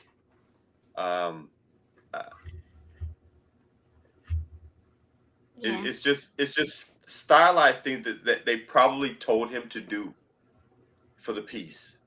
We want more of the staff in the picture, and he was like, all right. They were like, well, pull it back some. Can you pull it back some so that we can see more of the mirrors? He was like, all right. And so, a lot of that is more than likely the fault of the art director or the studio themselves, saying, this is what we want change wise, and him saying, okay, that's what it is, because we've obviously seen Earl's anatomy, and we know he's a master of anatomy, but you have to understand a lot of times these companies will ask the artists to change things because they want to see something specifically, and they don't understand anatomy. They don't understand perspective. They don't understand these things that make something look realistic, even though, this is obviously fantasy, but the human body does so many things, and it does not change. You know, your shoulder doesn't pop out and slide behind your pectoral muscle the way this is set up. And so if it were in this position, his body would be turned more Okay, and all more. right. I'm seeing a little bit more about what Ben's Yeah, talking about here. Yeah, now that Nathan's yeah, seen the close up here. yeah. It's just the way his body is, and like I said, they more than likely asked him, we want to see more of Skeletor's chest. And he was like, Right. all right. And he was like, we want to see more of the staff. But more than likely, the staff would be on the other side of his arm. That's what I was And, thinking. It and wouldn't so be the ball part would be this way. behind him. It would be And they were that like, way. no, we want to see it. And he was like, all right. Yeah. You know, I do like how Skeletor's face looks kind of organic almost, yeah, like the Yeah. bone face. Oh, it's almost kind of skin like. yeah. Mhm. Like Which it's is moving, very- yeah.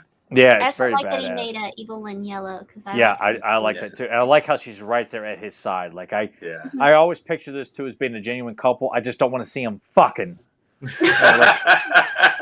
Well, I do. That's when it's hinted at, Yeah.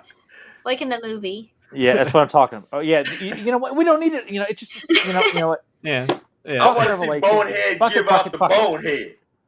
You don't see it, but you see him holding her face, like there's something else going on there. Look at Ty. He's like grabbing the fucking table in front of him. Look at it. Yeah, I'm just like, well, fuck your King Grayskull and Revelation. Fuck Revelation. Everybody who worked on Revelation. Fuck them all up their ass. Terrible. Terrible. Skeletor fell in love, man. Oh, this is nice. Who's the lady? Oh, what is her name? Oh my God. The artwork in this book is not very good, but this Cover obviously is. yeah, I can't remember, but Oh, come on, Tyler. You're supposed to be the expert on this show. I am the expert, but I'm drawing a fucking blank here. Then you know who I that love is. Tila's helmet in this. That helmet is pretty cool to me.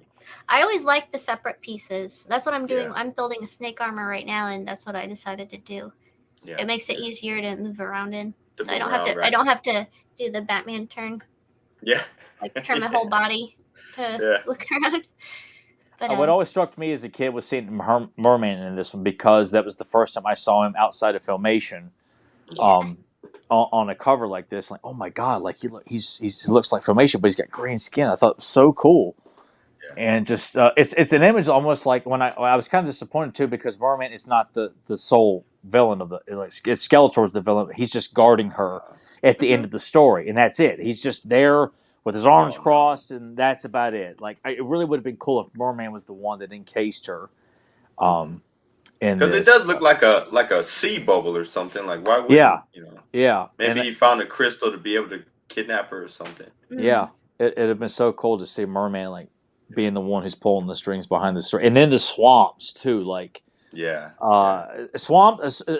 that take place in swamps. Like, I've always wanted to see an illustration of like He-Man taking on like Whiplash and Squeeze and Leech and Slushhead all in the swamp because they're all, you could picture like snakes in the swamps, alligator in the swamp, Slushhead is a swamp-based character, and Leech, obviously is a swamp-based character. I just thought like, God, that'd be so cool. All these swamp-based characters all attacking He-Man at the same time.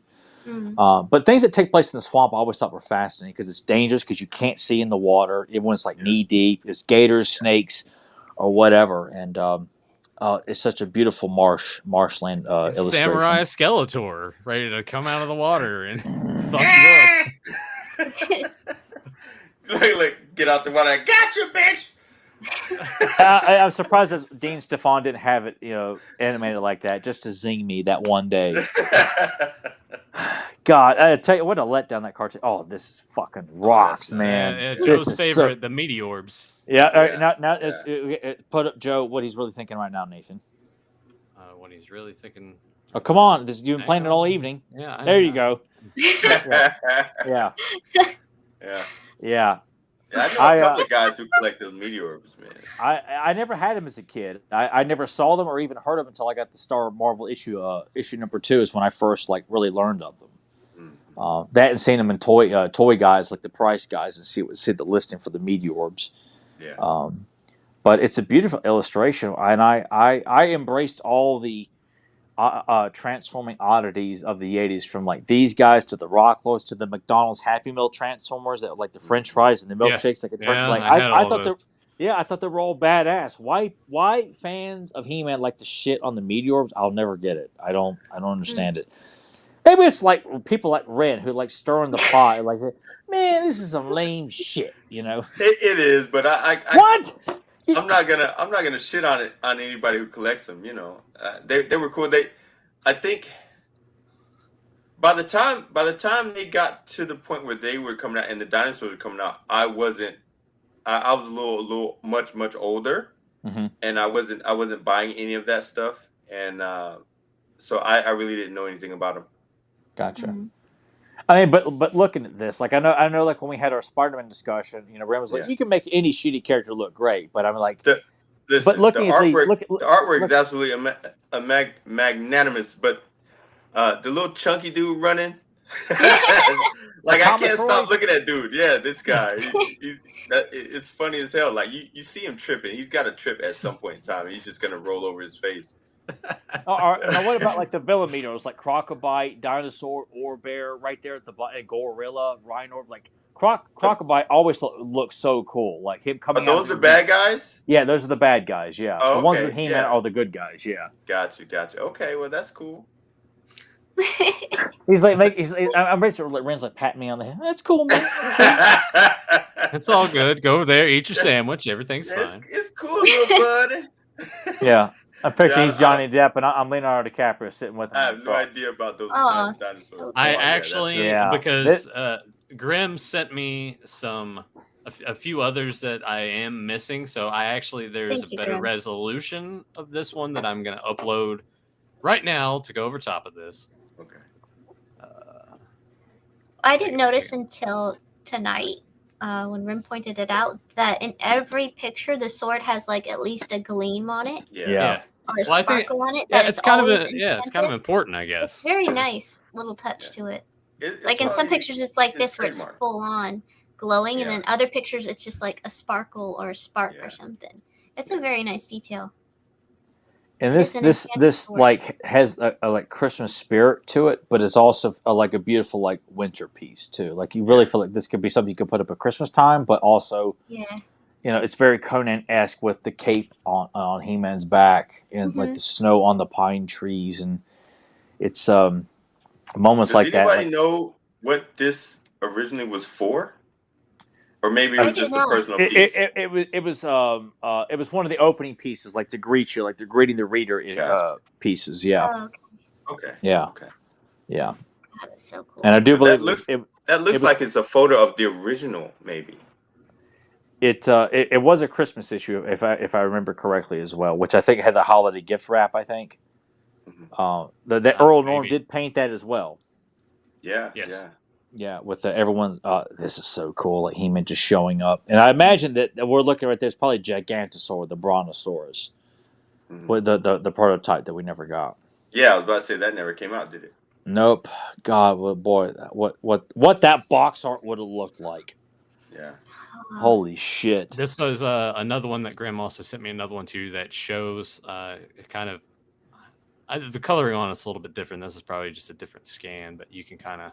Yeah, it's fuller. Yeah, we get the full picture there too. But yeah, this was another like I can imagine that's where the title, where the title and everything would be on. Yeah, this is where they would greet the readers on this one. Yeah. That one you just popped in there, it really like the earlier one. It looks like a scan of the original painting. Yeah, because you see the edge of the paint. It's less detailed. Like they would have enhanced it for the boxes. But the original artwork is, you know, obviously back then they were doing traditional work, so it's much duller. It's less poppy. So they would have gone in. I don't know where Grimm gets this stuff, but like, God, he is just like. It's pretty cool, man. Yeah. I love Grimm because you can be like, every time I've asked him for something, he's like, "Give me 1 second." Yeah, he's already got it. Just lately, because I'm starting a Rock 1 costume, and I'm like, "Hey, do you have a Bionic 6 Riscom?" Holy shit! Why did you tell me you were doing that? I forget because I posted on Facebook, and I'm like, "Oh, everybody knows that," and like, I forget that I don't. Oh my god! Like more Bionic 6 love is happening. I love Bionic 6, man. Oh my god, we got to get Ren on for a Bionic 6. But yeah, John asked him for the file. Like, he's like, "Do you have a picture of like the Riscom? Because we can't see it good and all the bad like things, and he's like, 3 minutes later, he's like, here's the whole like picture of it, like in all detail breakdown and everything. And I'm like, Yeah. Jesus. Man, like, hey, you're like, we've been Googling for 3 months for this. Exactly. Been pushing pause on the shitty like YouTube videos. He is so a fantastic cool. resource to have. God, Yeah, yes. we're thankful to have him on here. He's Absolutely. part of our heroic warrior family. Mm-hmm. Which Definitely. Ren, James, and Deuce, and we're all part of this here. Yeah. Yep. Can I say something about this piece here? Oh boy. God, here Oh, we no. go. No, seriously, he looks. He-Man looks like Dolph. No, he does not look like Dolph Lundgren. He looks like what was the guy who used to fix stuff? The guy who used to fix stuff. No, yeah, he used to. His whole show was about him fixing shit. Bob Vila? Bob Vila. No, not damn Bob Vila. Bob Vila. It'll come to me later, and it'll be way too late. Tim the Toolman Taylor. Yeah, not that guy. Oh God! See, you guys are way too young, man. I can't even fucking talk to you guys. He used to take paper clips and make bombs with them. MacGyver? MacGyver. He looks like MacGyver. He does not Look look at like MacGyver. What the hell's wrong with you? Look at him again. He looks like MacGyver. I need to see Hang MacGyver again. Yeah, No, you I'm don't. working on it. He looks like MacGyver. I'm working man. on it.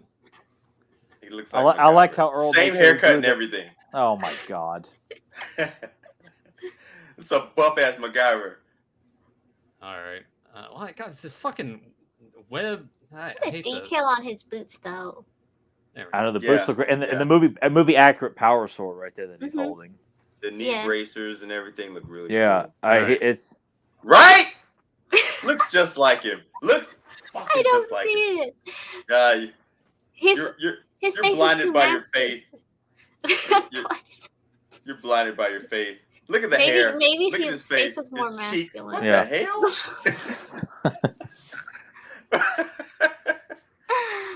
I don't know. That's MacGyver, I can kind of see what Ren's saying, but at the same listen, time, listen. You can see it because you're not blinded by the BS. Well, you're saying Tyler is? Me and Tyler Always. are blinded. Always. See, I was just expecting Ren to just be like, Gwildor's in it. Fuck this. This is Listen, stupid." I blanked Gwildor out. There was no Gwildor in there. God. Oh, that's cool. Yeah, this is poster worthy here with the three towers and He-Man just in all his glory and how vibrant Battle Cat looks. Here we go, Grim. Grim, sorry, I kind of lied to you. I have them, but these are zoomed in, and the ones you sent me are like the original. There's the full Yeah. spectrum. See, those are absolutely the original scans of his artwork. Yeah. Yeah, and Battle Cat is not. It's more brighter in the close-up shot than the actual full-scale painting there. Yeah. Yeah, when they digitize these things, man, they make them pop so that they're bright. The kids will be like, "Oh my God, that's amazing!" They don't really care. Is that how we're all saying? saying? Yeah. Little kids don't care about details and proportion, and all that stuff. They're like, "Oh my God, it's so bright! It's red and green. It's He-Man." It looks like fucking bears. Mom, Dad, I need $200. See, he's trying to kill us all. More three tower action here. Yeah, that's pretty cool. Yeah, badass. I gotta check and see the Grim also. That three towers still should have been the Thundercat layer. You think That's what so? John says. That's what John says.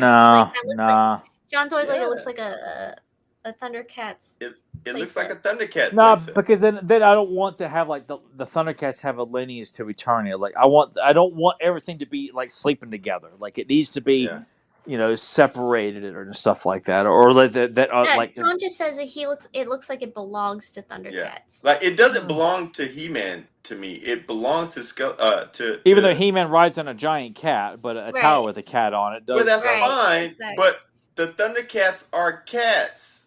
I know that. Like having a cat and being a cat are two different things. All right, there we go.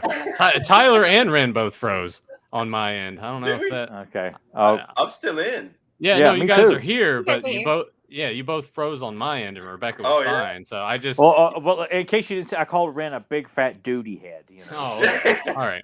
I'm glad we're up to date on that one. Yeah, I just wanted to, in case you missed that part. and he's a boo-boo face McDookie. Oh yeah, you're a poo-poo face. You can eat my ass. Thundercat lair.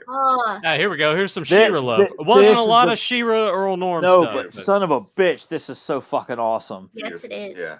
Shots of in the sky are fascinating to me, and seeing the sorceress in the clouds like that with the Crystal Castle back there.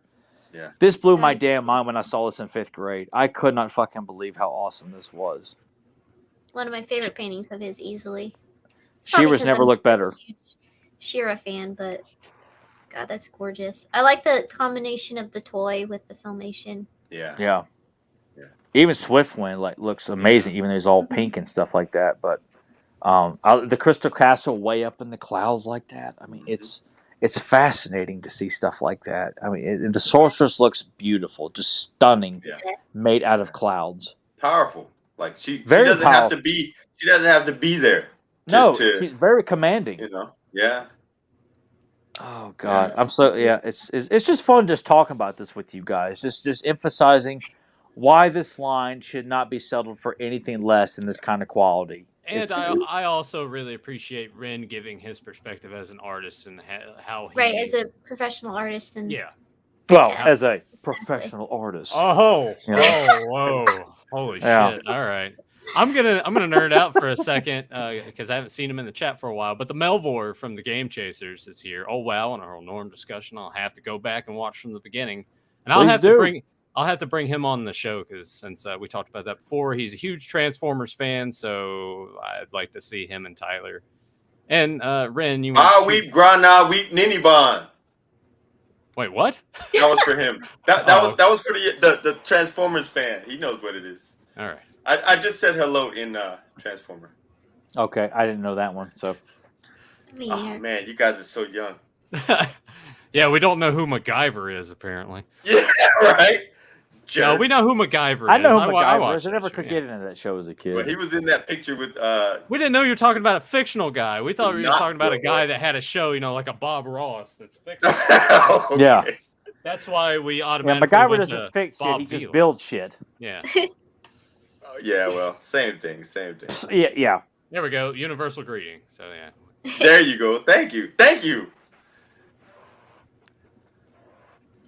Very nice. It's so dim though. So dim. But the girls are all hot though. Yeah. Oh, they're gorgeous. Look how sparkly they are. Yeah, it's not as vibrant as the other pieces. Swiftwind being a male horse, subdued. he's probably like kill me right now. Yeah, it's like this is like, girl. He's like, I'm a guy, He's like, I'm a majestic beast. I don't need this.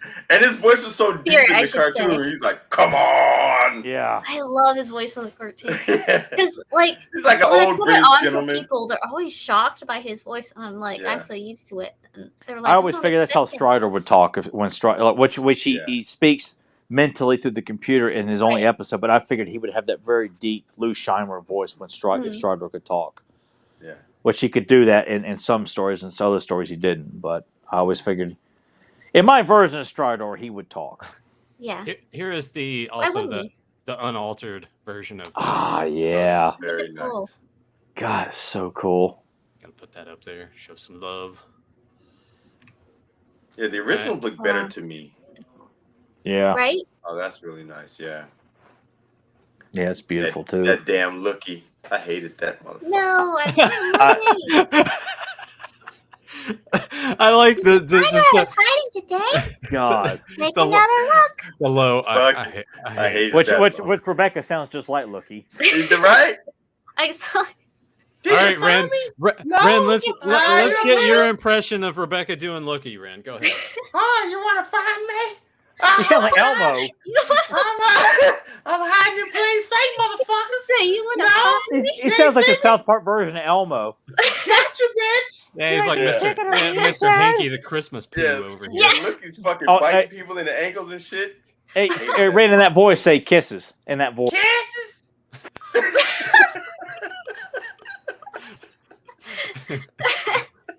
when you see your son tonight, you run into his room. Cassius.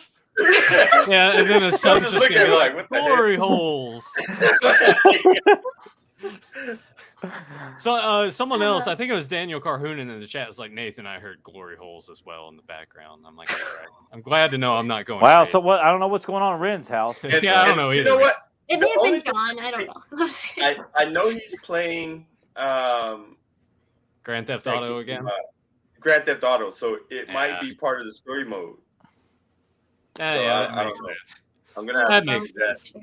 Oh, that's amazing. No, he should have been on cool. Arrow and not. Yeah, that's what I was going to say the same thing. But Bo looks really cool in that picture. It's almost like, in a way, well, I mean, because you see running away with the bow in the corner, but yeah, it's almost like the hand is in position. Like originally, maybe that had already been there, and like Ren said, maybe they came back with notes and made some changes. It's like, no, you should do this instead. Don't put the weapon in there. Yeah, look how tattered his cape is too. Yeah, I freaking love it. Like it's so cool. He didn't give away his fantasy spirit in this piece, right? And so it's even though it's for girls, that's probably why it's so pastel. Yeah. Mm-hmm. But the posing and the power of that horse and the rider together. It's not dainty. It's powerful, man. Like, you know, it makes Bo look tougher than he ever appeared in the cartoon, which I kind of hated. Oh my god! You know, I'm done. Goodbye. No, podcast is over. But yeah, like it's amazing. It's amazing. Rebecca, you should just get up and go to the table behind you, flip that little centerpiece over there. Yeah, just take all throw that. the cat against the wall. Yeah. Leave the camera on and don't come back. Yeah. But yeah, no, it's cool what Ren's saying because you see the contrast. It's probably, as he said, the pastels. You have the pink there. The flowers probably have a little bit to do with that to make it a little more feminine. But I think that he gave them the sketch and they're like, you need to add more girliness to this. And he's like, okay, well, here's some flowers. Here's the pink horse instead of the blue horse. That could have been why. This fucking rocks. It's right here. This fucking rocks. I mean, look, we got them all Fisto. Fisto is the main event of this. I think is my favorite part. Absolutely. Of this. I mean, like I'm getting the fuck out of here. But they're like, look at what's his fucking name? Shit. Whiplash. Whiplash. I'm blanking out there. Look at the power in his fucking neck and traps. Yes, I noticed that. Yeah, dude. God. And the pose on Web Store is freaking amazing. Yeah, they're flying into Spider-Man. Yeah, I think this whole piece is amazing, dude. God, like even Clawful running away. Looks awesome, is amazing. Yeah, this and seeing him buzz off with his stinger lance, which is only featured in Filmation. I just love that touch because I thought that was a better weapon than that little axe that he got, like the stinger lance. Yeah, and just seeing how everyone looks like they're ready for a fucking fight. Heck yeah. I mean, it's just they look so beautifully sculpted. I mean, look at Web Stores like Delts with his hand that's out. You know, and his clawed feet. I mean, he just looks so fucking awesome. Oh yeah, look at that definition. I love it. And once again, I don't think I really would have paid much attention to this till Ren pointed it out. There it is, the power sword, having a gleam or a sheen to it to let you know that this is a where power the power sword. Is. Yeah. Oh, it never gets out of power. Moss Man. Oh, truly glorious, glorious, glorious, glorious. Yeah. And He-Man with the battle axe, which was I do feel like as I got older was not used enough, and you see a lot of these paintings the battle axe uses a lot. Yeah. It's very Conan like. I love the battle axe. I do. And that's heavily why underused. It reminds me very, very Conan. And then Mossman here at the bottom, essentially using his ability to try to maybe help protect He-Man. That's kind of what I'm getting at. It's like he's kind of raising the vines and plants. You know, it's like they're probably starting to rise up as Spider is approaching, and Skeletor's got the Havoc stuff channeling, some energy. Like he's kind of keeping out of direct sight and kind of, keeping the focus on He-Man while he's working. Entangle the legs or something. Yeah. Yeah, And then Spydor kind of front and center of this to show the badassness of the vehicle. Kid sees that because the kid doesn't know. I gotta have it. Gotta have it. I gotta have it. And Skeletor's Mom. pose where he's like pointing the finger out, like you're fucking doomed, He-Man. Like I've Yeah. got you this time. Like it's so cool. This I one's heard one of about my this- personal favorites. Yeah, Yeah. this was something I heard about as a kid. I'm like, oh my god, like a Roboto poster, Mhm. like and taking on a whole fleet of Rotons like by himself. God, it's cool. Yeah. Oh. And I feel like all of these bursts are ones that he's already taken out. Yeah, Mhm. probably so. To me, maybe, but Yeah. But yeah, just knowing that whatever he's guarding, like Skeletor and Beastman and whoever else is driving the other two, like this is going to be a fight. And you do believe that Roboto is just like he's up for this challenge. It's not like he ain't outnumbered. Nope. Yeah. Yeah. I think the only thing that could have maybe made this better is if you could have taken Roboto's left arm and kind of put it over top of his right to kind of show him steadying himself to aim like better. he's doing this. Yeah. Yeah. But That would look cool. I don't know, Ren. From this perspective that he's in, that would probably mess up the piece entirely, right? Not necessarily. It wouldn't get in the way of the first Roton or anything. It wouldn't bother the piece at all. He's in an awkward position for the Roton to begin with, but again, we want to see the front. We want to see him front and center. We don't want to see his back, which a lot of advertisers don't want to see the back of a character, right? Yeah. Mm-hmm. So he's the main focus. So you have to do kind of awkward posing for a lot of these action pieces, comic book style pieces. So putting that rear arm up to balance or to steady, like you said, wouldn't bother the piece at all. All right, Ren, you gotta redo it, make your own creation. Redo it. Oh, Well, I you're feel gonna like they have could me almost get flip it get beat up.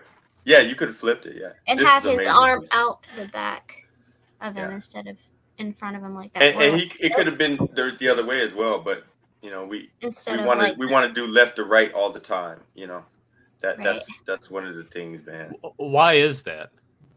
Because we're American, and Oh, we okay. read everything left to right. It It's- makes Yep. okay.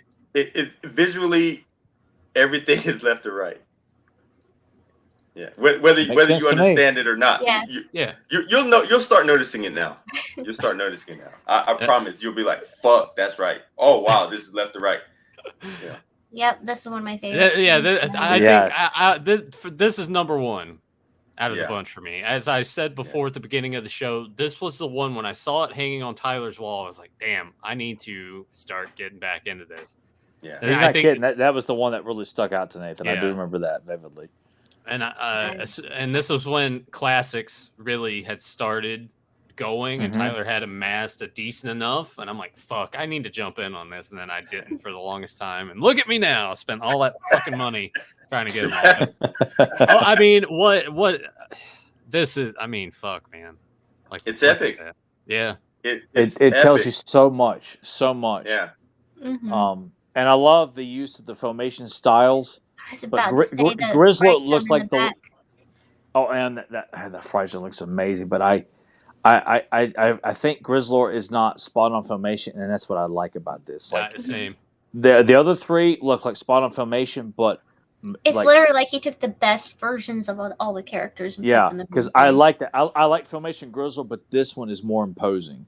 Mhm. His shoulders are broader. Yeah. He's got a thinner at the waist there. I mean, he really Yeah. looks like the guy who runs the prison at God, the he Fright looks like Zone. he's gonna fuck you up. I'll tell you Yeah. that Grizzlord. I personally do a lot of walking pose, and that is very reminiscent of how I like to draw my heroic characters or really powerful characters. Just slight forward on the shoulder and then the opposite hip coming forward. Dude, personally for me in that piece, that Grizzlo is the best part. I can see that. Yeah, He looks I- fucking badass. it's close for me. I mean, obviously, I'm going to put Hordak ahead of it, but Grizzlor is a very close second in that. I could go into the poses, man, but that Grizzlord pose is better than the Hordax. I mean, it's more organic. It's extremely organic. I can't choose, but like there's no argument there. Well, I'm really big on Modulok because I like the idea. I mean, obviously it's verification, but holding the extra head and that idea that I'm going to create an extra head and have an extra brain to like attach to my body to have enhanced intelligence. That's what I did with my Super 7 Modulok. That's cool. That's how he's posed on the shelf, holding the extra head.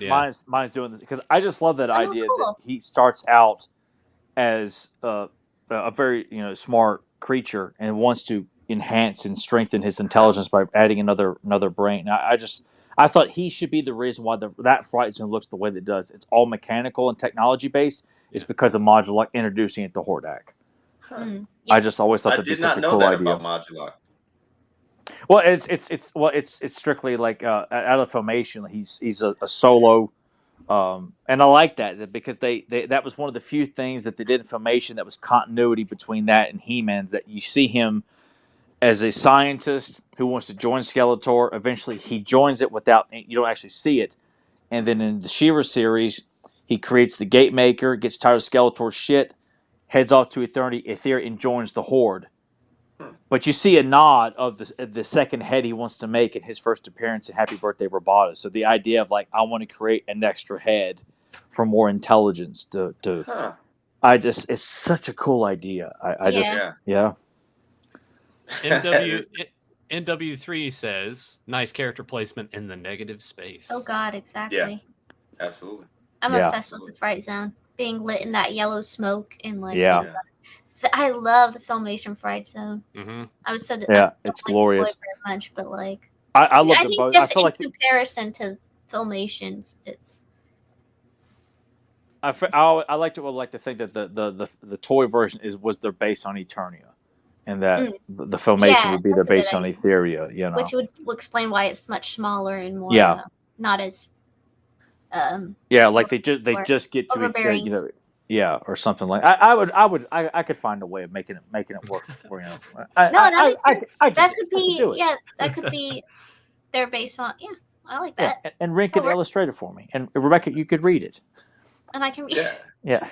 All right. I feel like this makes no sense, but it's so. It doesn't. Cool, man. It doesn't. I feel like Ren's probably going to have the biggest issues with this one out of probably any of the other ones that we've seen. I mean, of course, the biggest one here is like, dude, they're both floating in fucking space. They wouldn't be able to breathe. They saw Superman 4. Skeletor's pose is a little goofy. Yeah, he's contorted quite a bit in a weird way. I don't like any of you all right now. Compared to everything else, it's just can you flip it around upside down? Let's see. Because I think Skeletor's pose is better than He-Man's pose. I'm trying to think of how in OBS. If you can, it's fine. But I'm trying to think. So I guess it would be. I don't even know where that went. You took it away. I don't even know where that went. Can you do it in Windows and then upload it here? It's awkward upside down, but I think without context of this piece and without the He-Man, it's an amazingly dynamic pose in itself. Mm-hmm. And two things, I don't have my glasses, and one is upside down, and two is upside down. But I want to see it flip around. His leg, and the legs by themselves are fucking amazing. And definitely. Like, I love foreshortening, that thigh coming forward, and us seeing the shin and the knee and the foot and all that. It's amazing. So I would love to see it right side up or upside down or however. But there's that sword glowing again. That's why he's still alive. And the Havoc staff tends to glow in most of the pictures too. Yeah. A lot of the ones we've looked at. Everything that's enchanted. I think that was brilliant. Earl could tell stories with no words, just images. I mean, he's. Oh God, I gotta give my left nut just to shake his hand. All right, how about that? Much right? Better. Look at this. Yeah, now you can see it. Look at this. He drew it upside. He drew it this way. He absolutely drew it this way and flipped it and drew He-Man the other way. Yeah. Yeah, I just think the overall image is just kind of a little good. Yeah. Get the hell out of here. I mean, if they're just floating. What does that weird. mean? So what? It's weird. It looks man. like they're awkwardly like hitting each other. Oh like, my they god! can't quite hit each other because they're floating. As soon as they hit each other, they're gonna float away in opposite directions. Just compared to everything else, it's this is why Tyler likes it, powerful. and he said it at the beginning. They're recreating Superman 4, and he loves Superman 4, so I think that's why he likes it so much. Okay, cool, yeah. We're I'm just saying, I do like Superman 4, and it's just a coincidence, you know. I mean, they But probably they felt don't- like, you know. These two don't fly, and they don't breathe space. Well, they did in Superman 4.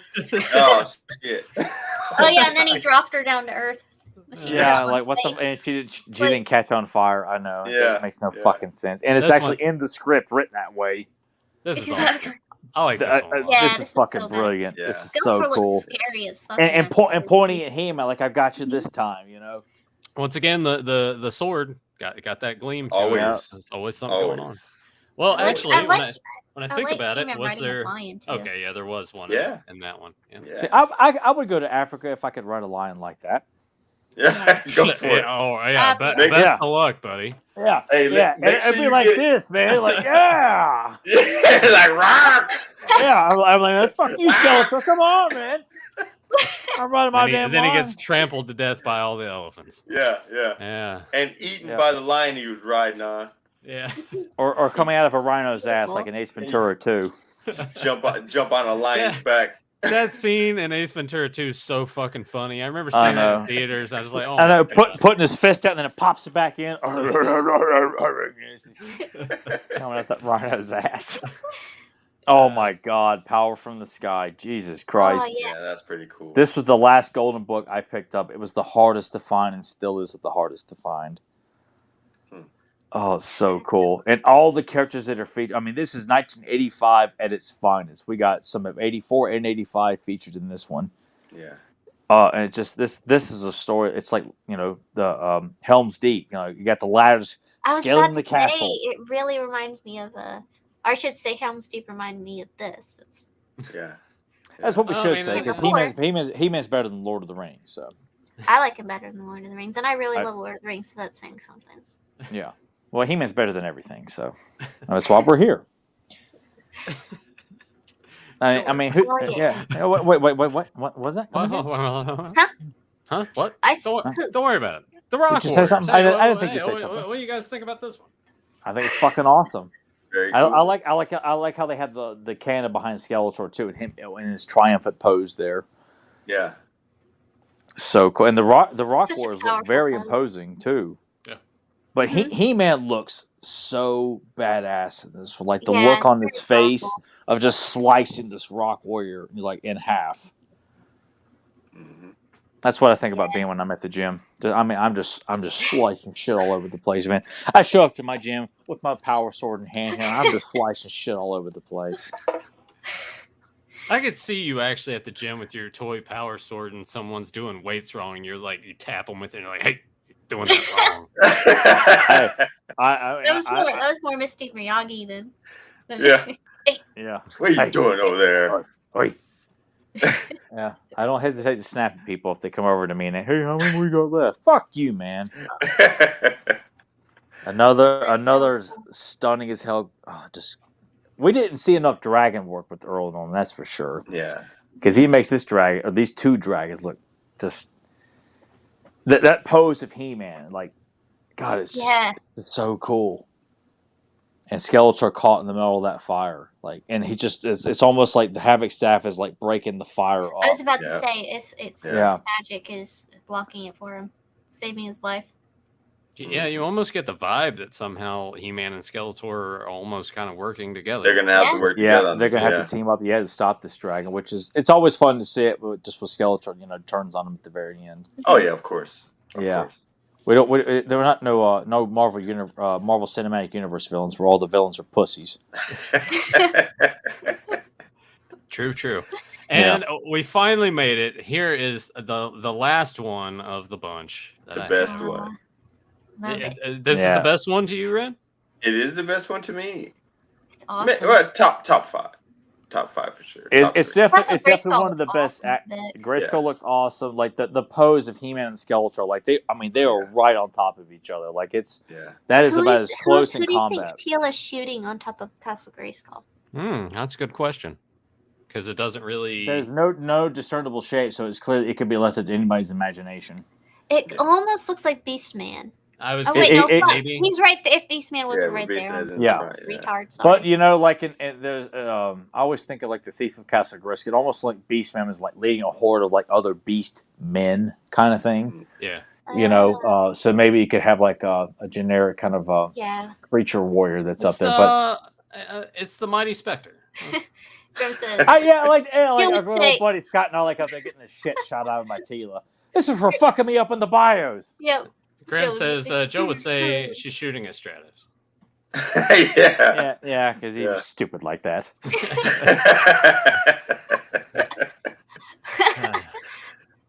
Well, shit, man. There we go. That's all of them. I had the link loaded up with all of his other works, but I feel like we need to save that for another time for as long as this one. Because we cannot go past 11. I paid for it with my life last. I know that. I was tired as fuck the next day. I know. Oh my god. That's why. Hey, let's. And I hated that because I loved it. I could go on till midnight and not have to worry about work the next day. But I was paying for it so bad the next day. How about this? Just a tiny taste.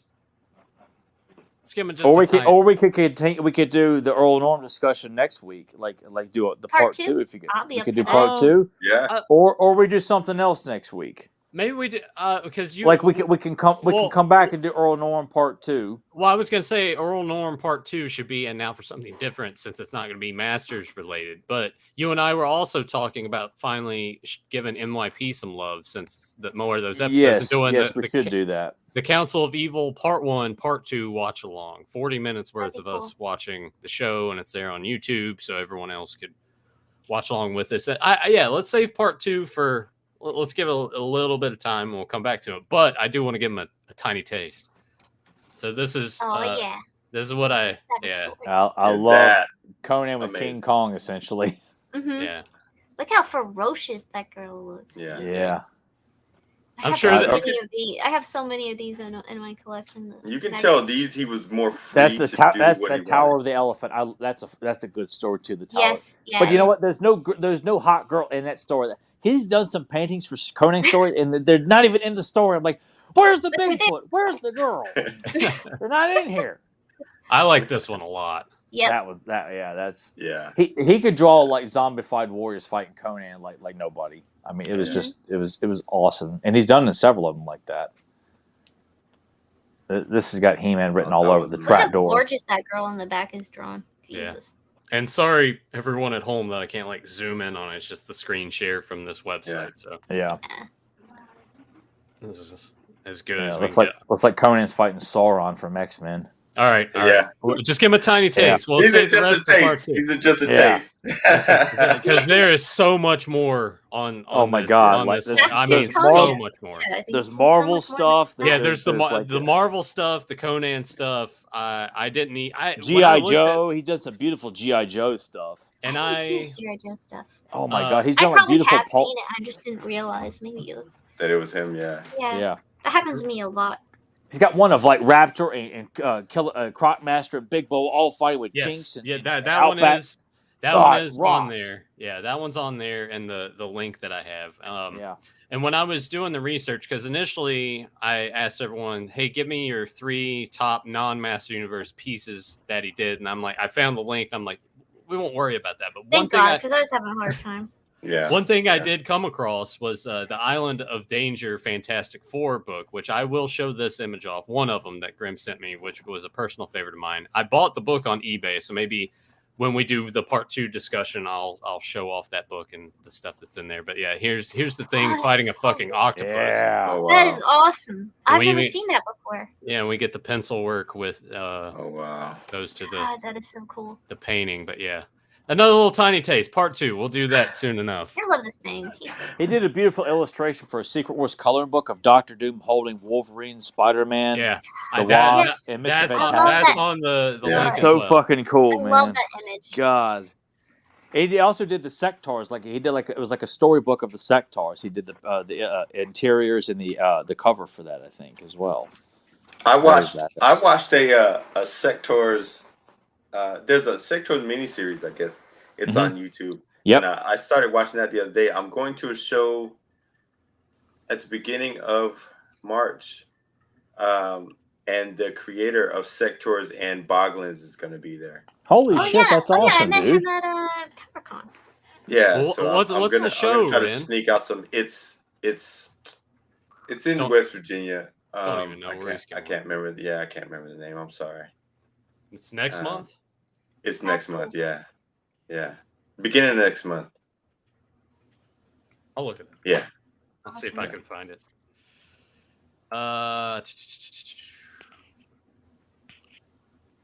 You all might meet up there before. Is it just the West Virginia Pop Culture Con? I believe that's. I'll be right back, guys. Hang on. All right. Is the font really colorful? It's all different colors, right? Yeah, it's like orange and blue, and then. Yep. All the letters are different colors. Shit. If I'm not mistaken. How about this, Ren? I'll share the screen. Is it this? No. No. All right. Well. No, that's not the one. When I've Ren- been to that one, but it's not the one. When Ren figures it out, come meet him there. Are you gonna have a booth there, or? Yeah, I plan on having a booth. I spoke with the owner, and I sent them an email. They had a table left. They have one table left, and so I sent an email, and I haven't checked my my email to see if they're accepting me or not. But I usually did a piece of artwork for his store. He runs a toy store in West Virginia, and I would do a piece in exchange for the table. And I created his toy character, his store icon or whatever you call it, for him. So when you go to his store, there's the piece that I drew of his character Ike. So yeah. I can't remember what the name of this show. Okay, there it is. I don't know, man. Well, hey, while you're talking about conventions that you're attending, we should throw this out there. If you want to come meet all of us in person, even Ren, because Ren's gonna every episode till then. Ren is gonna be there. I'll wait until Tyler gets back so I can unmute his mic. There we go. I just want to go ahead and say, hey, we're all going to be at PowerCon. So in case you've missed the last couple weeks of the show and you're tuning in now, we will all be there. Come stop by. We're going to have some goodies. I think we're going to have some 8x10s. I think we were talking about like magnets and keychains and shit like that. Come get a picture. Come get an autograph. Come hang out. Tell Tyler all of his opinions are wrong, as he says. I kind of expect more people to be doing that than anything else if anyone approaches me. I mean, even do it in a joking way, just so I can laugh at it. Yeah. So imagine everyone be coming up with their fucking King Grayskull shirts and their Mighty Spectre come out action figures and shit like that. gift us all of your King Grayskulls, your Mighty Spectres, all those shitty classics characters that came out. Just give them to us. It'll be great. It'll be amazing. Because I got a great big trash can I can store them in. or we could do a thing that it's like, all right, a photo, or how about like a video? Bring your action figure and take a video of Tyler snapping it in half right before your eyes. It's only $5. Yeah, terrible. Fucking terrible. We'll figure out something. I think we should have like a cool gimmick like that works Tyler in, like hating some of the shit and just like breaking it or whatever. Maybe that's one of the things Val could like set up for us. She's like, step right up, watch the biggest asshole like hate me, break shit, or something like that. You know? They just give you like a little mini sledgehammer too to just like smash it down. Well, we dress Ren up as like a ringmaster or something like that, you know. You guys don't. And we give Ren like this big snidely whiplash mustache or something like that. No, I feel like I should be the one with the mustache and the top. Yeah, my hair hanging out. He's the one that's always orchestrating the beach that's right. That's right. Yeah. Yeah. God, I had this like thought in my head. Like, I want Tyler's autograph on Mighty Spectre. Hey, there we go. Bring your carded classic shitty figures and have Tyler sign it. And be like, this thing sucks, Tyler Baker. Yeah. I would gladly do this fucking rocks, you know. Or whatever, yeah. Tyler Baker. Scott Nolick is my hero. Tyler Baker. Yeah. I would totally do silly shit like that. Bring Joe some food. He Put a don't bunch care. of heart shapes on there. Oh, have a all little over it. donation Yeah. box for Joe, where it's like, just put the food here. The cheaper, the better. Yeah. Yeah. Little gift baskets of dollar store food. No, Yeah. it'd just be a cardboard box that says Joe's Kids Gift written on the cards. front of it. Damn. Yeah. I'm sure Joe will be going back to the room with like all these greasy ass bags of McDonald's and Popeyes and Burger King and shit like that. And he's just sitting on the floor. He's a little job of the hot, like his tongue's like sticking out. Man. You know. Yeah. Oh, Havoc man. staff says Tyler will teabag your shitty figures. I'll do it for free. I'll do it for free. I'll just like dunk them right down. Here we go. I put this in the chat already, but if you guys do have any questions, go ahead and toss them out there. We'll take a few and then we'll wrap it up. Yeah. I just hope it don't turn out like that wrestling convention me and Nathan went to, and there was like nobody there. You remember that one? Yeah, but we had a lot of fun talking to Jim Cornette, though. I know. I was just like, I guess. And there's not going to be a shitload of hillbillies at PowerCon, so I don't think we have anything to worry about. about. Everybody goes to PowerCon. There's a lot of people who appreciate you guys there. So now I will tell you at the beginning of each day, there will be no people at your table. They will be over there at the getting the exclusives from the the Four Horsemen table. Oh God, yeah. The first 3 hours of the day is don't worry about anything. Yeah, you have time to be late. Well, if that's on Friday, because we probably wouldn't be getting there till the afternoon anyway. That's every day. They release a new figure every day they were there. Oh, okay, gotcha. For the first couple hours, everybody's over there, and you have time to set up and get to your table. I get that. Oh, hell, that's no big deal. Like, just because I think me and Nathan, we're not going to head down until Friday anyway, so it's probably going to be like in the afternoon by the time we get to the booth and all that. I'm sure. What day are you guys leaving on? Friday morning. Yeah, it'll be like early, yeah. but it won't. We'll be there by lunchtime. No, I meant what day are you leaving on? Monday? No, probably Sunday. Sunday, yeah. Probably like Sunday afternoon. Okay. Shit, what was I gonna say? Oh yeah, the other thing. I think Tyler's gonna bring his 2000X collection. He's gonna sell it off for cheaper prices than eBay. What? So if you want some of that stuff, come buy it. That way Tyler can get money and go buy other things. Yeah, but I have like several boxes of it. I'm probably not gonna be able to bring most of it. Do you have the stactions or no? I do have stactions. They're not meant. The only staction I have meant in box is Squeeze. But the stactions I don't plan to sell. But never mind then. Because there's a couple I need. Who you need, Ren? I need Grizzlor. I have Grizzlor. I need. Didn't they make a? Come on, spit it out! Hurry up! Havoc staff in the comments saying he's going to bring all this Snoutspout, Clampshank, Stinkor, Cobra-Con, Faker, Whiplash, He-Man, Skeletor. Evelyn, you're out of here.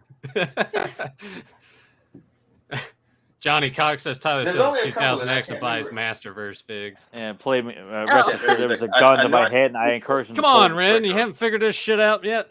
Oh, by the way, if you want to know why Ren's microphone and shit wasn't working last weekend, he had it on mute the whole time. Yeah. He didn't know where the button was. There's a switch on here, and the freaking and his kid figured it out. Thing. Glory holes. He did. Glory holes. I'm gonna wake his ass up and ask him about it. He should be asleep by now. Uh-oh.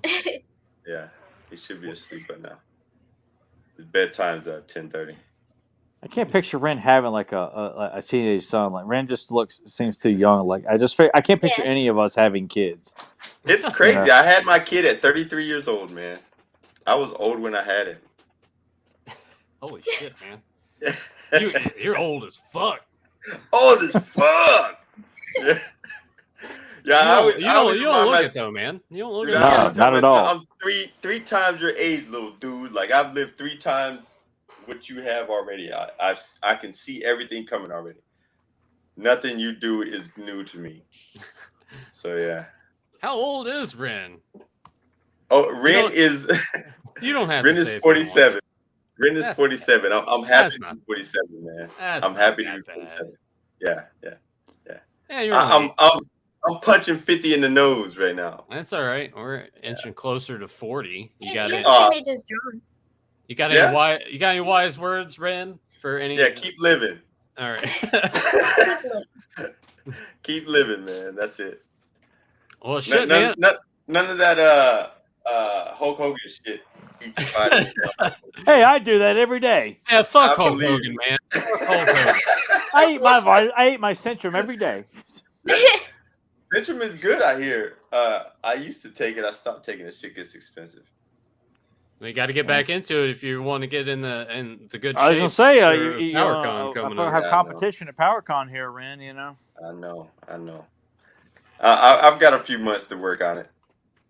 I'm giving myself 6 months. We got this from GK. We got this from GK3, and I won't say it, but Ren, you feel free to. Black don't crack, that's for sure. All right. That's for I sure. didn't want to say it because I'm like, that seems kind of weird. I don't know. There's no questions. I am kind of disappointed in the chat room. Yeah. Wow. No questions. Are they still arguing with each other? Well, I've got a VA appointment in the morning, so. Okay. All right. Well, yeah, you know what? We'll wrap it up with that questions. You guys had a chance and you blew it. They don't love us. We'll have to wait till next week. Next week. Well, I hope that everyone enjoyed this look back at Earl Norm's Master Universe artwork. Yes. I sure as hell did. It was That nice. was awesome. Yeah, it was awesome. I could keep talking about his artwork. He's an amazing artist. Yeah.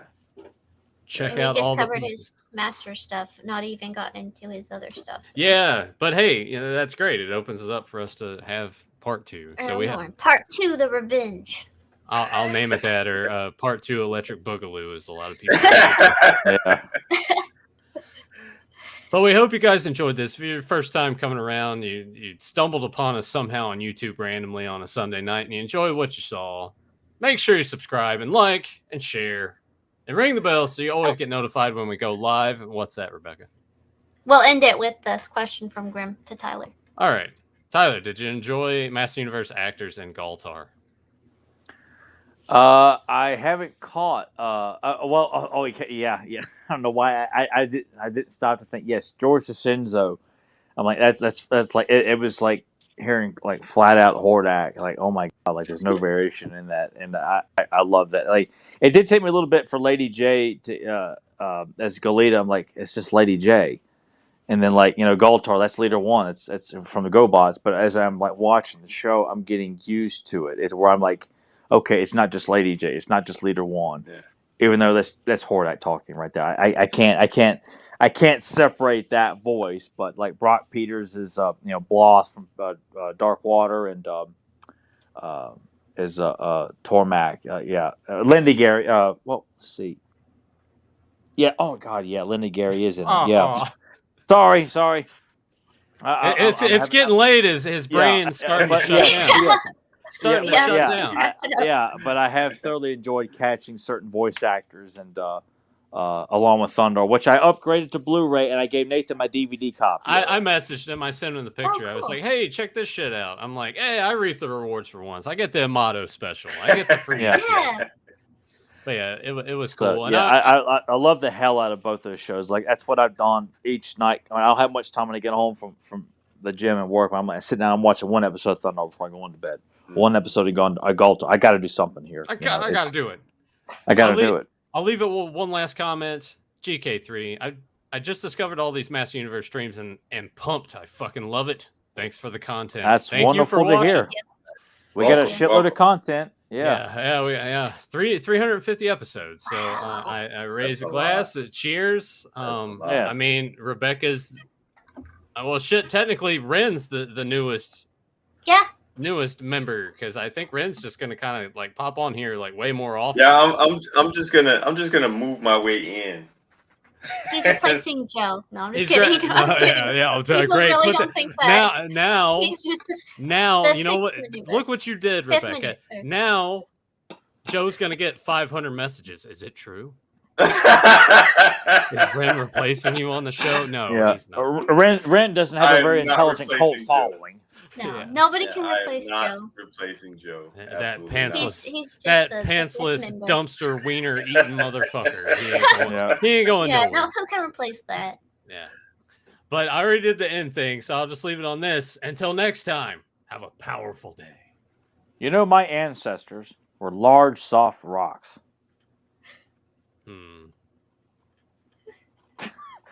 Well, I know Nathan and Rebecca have seen this. I don't know if Ren has seen this, but Oh God, this is. Why did you put me front and center? Like, what the fuck? Yeah, because you're making your a face. You're making a face. Look at him. All right, I've learned something new. Ren doesn't like it when I make him the focal point at any time. No, I love it. Put me front and center, baby. You see me? Here you go. Here's your time. What's the quote, Ren? What's the quote? Fuck if I know. Yeah, I don't see anybody guessing it, but you guys have seen this. I do know you have. Yeah. Here's Grim. Never ending story. Okay. No. No. Was that not it? That was the first thing I thought of. Because the rock fighter, yeah. Yeah, I don't remember him saying anything like that. But then you said he said they look like big, strong hands. That was about it. Yeah. No, it's Final Justice, Mystery Science Theater. Oh, okay. Yeah, that one would have been a tough one to get.